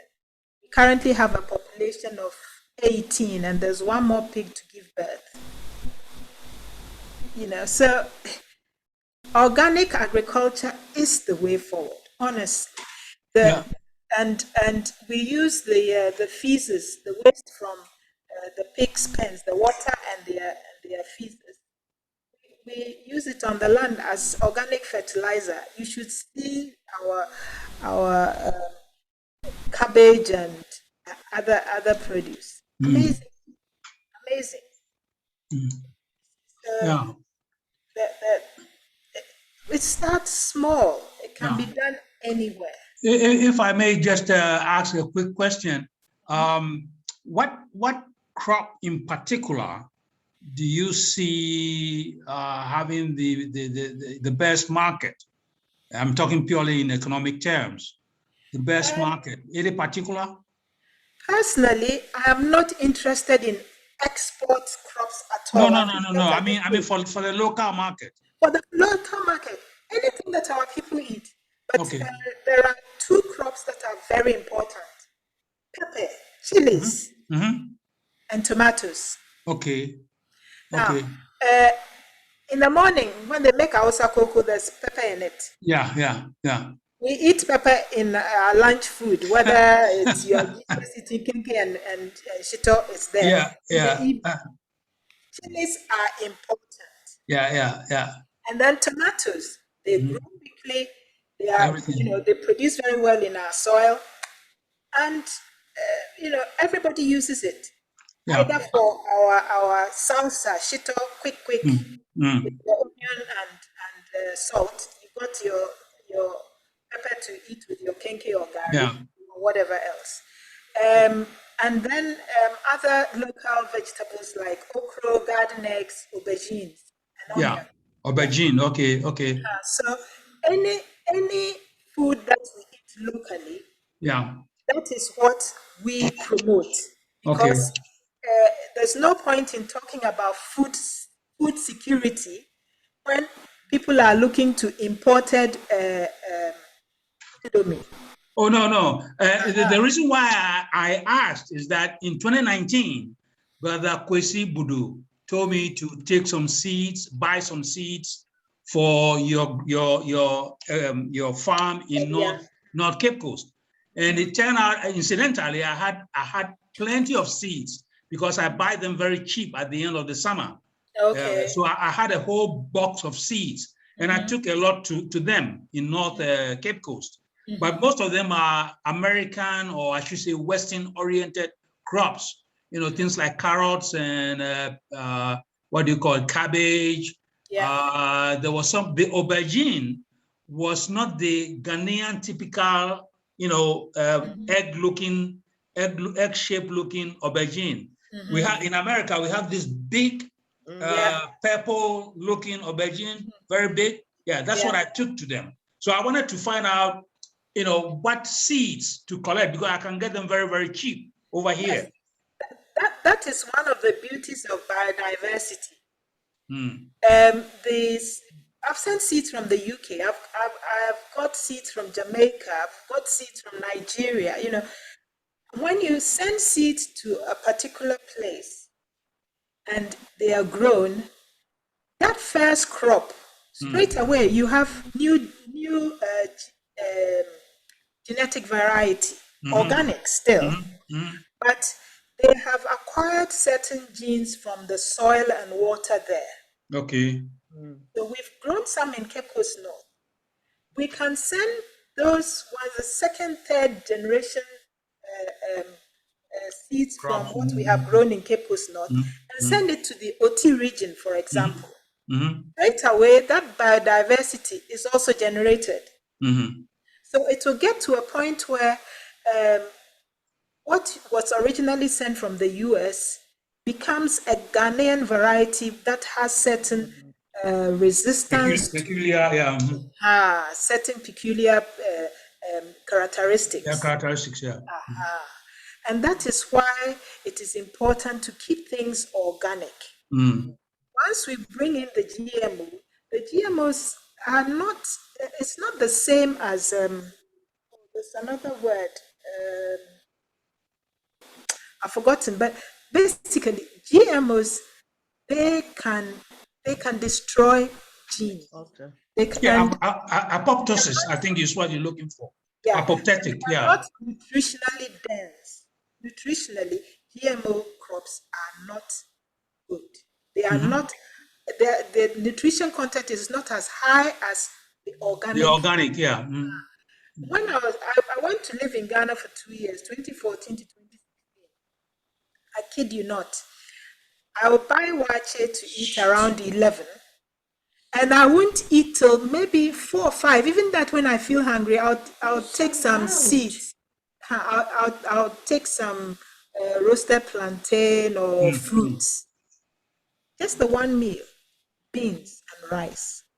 But if you eat GMO foods, the imported Indomie and things, in an hour you're looking for your next meal. Yeah. That is why people, there's so much obesity. And that's one thing about GMO produce. By the way, another thing that we should really avoid are their oils, rapeseed, sunflower, even olive oil is now suspect. Yeah, they mix it with canola oil. Canola oil. Those are GMO varieties. Yeah. And if they're mixing olive oil with canola oil? Yeah. Sorry. Yeah. It's labeled olive oil, but if you read the fine print, canola. It's mostly canola oil. And then they mix it with just about maybe 25%. It's olive oil, yeah. But also, soya trees have been dying off in around the Mediterranean. But with soya bean, right? In Ghana, everything is being made now with soya beans, which is really, really problematic because the seeds, the way that it's produced, it's heavy chemical intensive, and is not healthy at all. But the drinks that you find like on the streets, it's being put into almost everything, which is a bit scary. Yeah. Me in particular, the reason why I stay away from soya is that it's loaded with what we call precursors, to steroids. And that can go on to form what do you call it, hormonal steroids. Yeah. Why don't we invest in tiger nuts? Like you can make tiger nut milk. You can make so many things with tiger nuts. Then or almond milk. Then our reliance on soya beans. It doesn't make sense why they're pushing so much soya beans in Ghana. Well, because it's cheap. It's cheap to produce outside. Yeah. And it's very interesting. This discussion is just keeps bringing back to me what you know, all these fruits that we used to have growing up, as you talk about tiger nuts, and in the Caribbean, you'd see the breadfruits, and you know, and they used to be everywhere when I was growing up, but you don't see a whole lot of. Not in at fact, all. a lot of it is lost. Yeah, very much. A lot of our medicine is also lost. Yeah.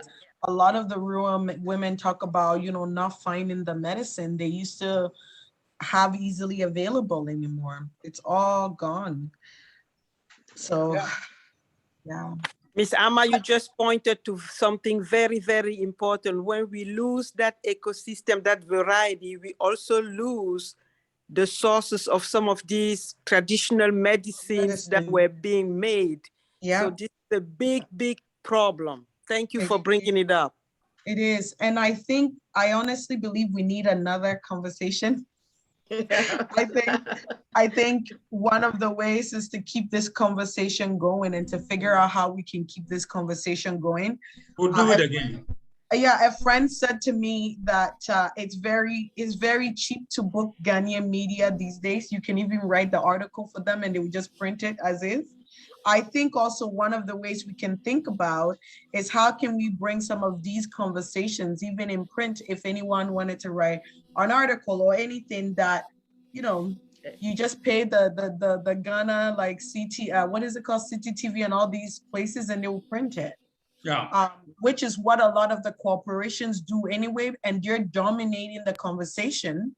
So what are some of the ways that we can also mitigate some of that and have these conversations also on a larger platform? Like some of the agribusiness platforms that I'm involved in Ghana, they don't talk, none of these conversations are happening at all. Yeah. You know, and trust me, Sister Phyllis is very dynamic, and trust me, she'll bring it up again. So don't be surprised if you get another invitation in about 6 to 12 months. Oh. Well, at this point, as I said, I did not even want to stop this, but I think we are at that point where we do need to, unfortunately, cut this short. We've already gone well beyond the time. So I want to say thank you to our two speakers especially, and to everybody who has been here. Some have had to leave, but it's been a really enlightening discussion. So I will give it back to our president, and he will close us finally. Okay, Brother Yen. Brother Yen. Yeah, I mean,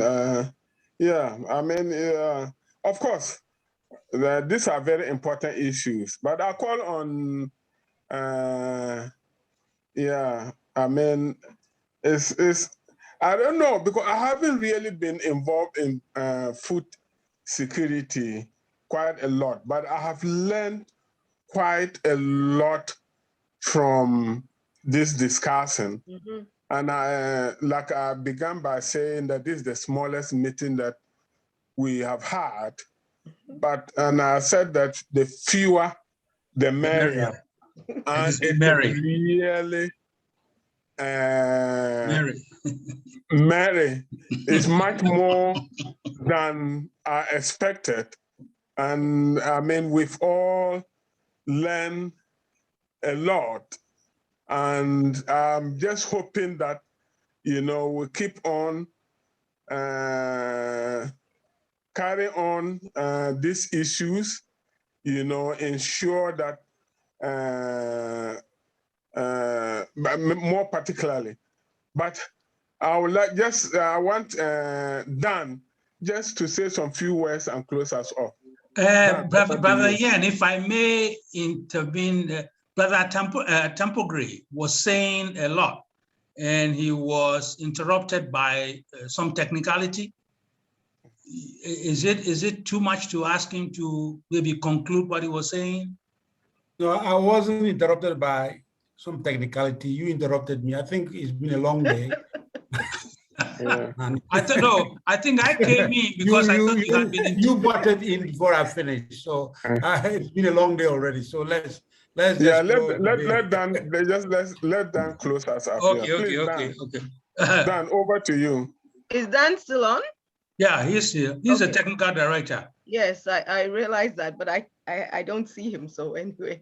Dan, Oh, put on, there. let Okay, people want- okay. That's why. Yeah. Dan, are you on? Yes, Yes, he I- is. Yes. Yes. Yeah, let's see your beard. Close us up, our Karl Marx. Yeah, close us up, yeah, please. All right. You know, today was scary, to be honest. You know, when we hear about all these things that are happening right in front of us, and most people are not reacting to those things. But there's hope, right? Listen to the two Sister Narama and Sister Ama. Listening to both of them, you know, there are solutions. We have to implement those. That's where we as PAG, we come in, all right? And messing with our food, that's basically messing with our lives. And our leaders are letting that happen in front of us.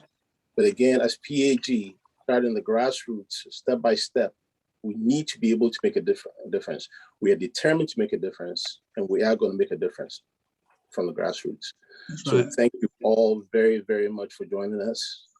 And I foresee another town hall on this subject. So please keep an eye out. And thank you all for joining us. Have a good day. Great. Thank you so much. And I enjoyed it very much. Yeah, I'm so thank glad you all for coming. you came on. And Ama Letitia, I will reach out to you. You know, you're right here in my backyard.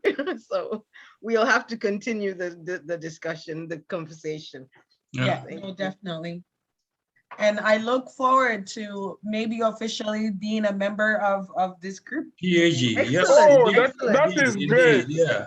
I wanted to say that because I mean your ideas are 200% better than my ideas. So we'll love to have you around. Definitely. Definitely love to have you. Yeah. Thank you. Congratulations. Yeah. All right. Take care, everyone. Bye. Bye-bye. Okay, everybody. Bye. Listen, Nanama. Nice to have met you here. All right. Bye. All right. Bye, everybody. Are we meeting this evening, Kofi? Yeah, we yes, are. we Yeah. are. We are meeting at 10 o'clock, yeah? Yeah, the same time. Yeah. Okay. I think it's 11. It's 11 for you. No, it's 10. Is it? I thought the time have changed. No, it's 10. It's the same thing. Ghana is not the same thing like Ghana. Okay. Yeah. Because we are starting at 6 over here, Eastern time. Here. And the time difference, I think, is 5 hours. This time seems to be really giving us it's the time change this year. It's going to be 11 in Ghana because it's a 5 hour. Yeah, I think it's a 5 hour difference. Yes. Yeah. So if it's 6 here, it should be 11 your place. Ghana, yes. No. It's where you talking about in London. Both London and Ghana at the same time. No, Ghana is at 10. No. Here it's 10. It's 11. Brother, last week you said Ghana and no, UK we have fallen back. The same time. We have fallen back 1 hour since last week. No, Ghana, we used to be backwards. You know, you remember it's 2 o'clock today. So it was 2 o'clock in Ghana, 2 o'clock in Ghana. Brother Ian, 2 o'clock Ghana was 9 a.m. here on the East Coast. On the East Coast. 5 hour difference. So if it's 6 o'clock in Ghana, it will tell you it's the same time. Yeah, it's the same time. UK, the meeting starts at what? 6. 10 Ghana. No, 6 Eastern. 6 Eastern. 6 Eastern is 6 Eastern. Let me be sure. 6 Eastern. Ghana, is that the Pito? Is that the Pito? I'm not even sure. So is it 11 o'clock? Or yeah, it should be. Your time should be 11. Not 10. No, it has changed. Okay. Okay. It's now 5-hour difference. So it is 11 Ghana time. Yes. Yes. When it's 6 It's over 11 on the east coast of United States. Okay, if it is 11 Ghana time, it is also 11 UK time. Yes, exactly, precisely. Okay. Yeah. Okay. Yeah. So it's 11. Yeah. It's 11, not 10. Yeah. I would have gone there at 10 and not seen anybody then. Yeah. Okay. Yeah. Okay. Goodbye Bye-bye, then. everybody. Bye. Bye. Yeah. Yeah.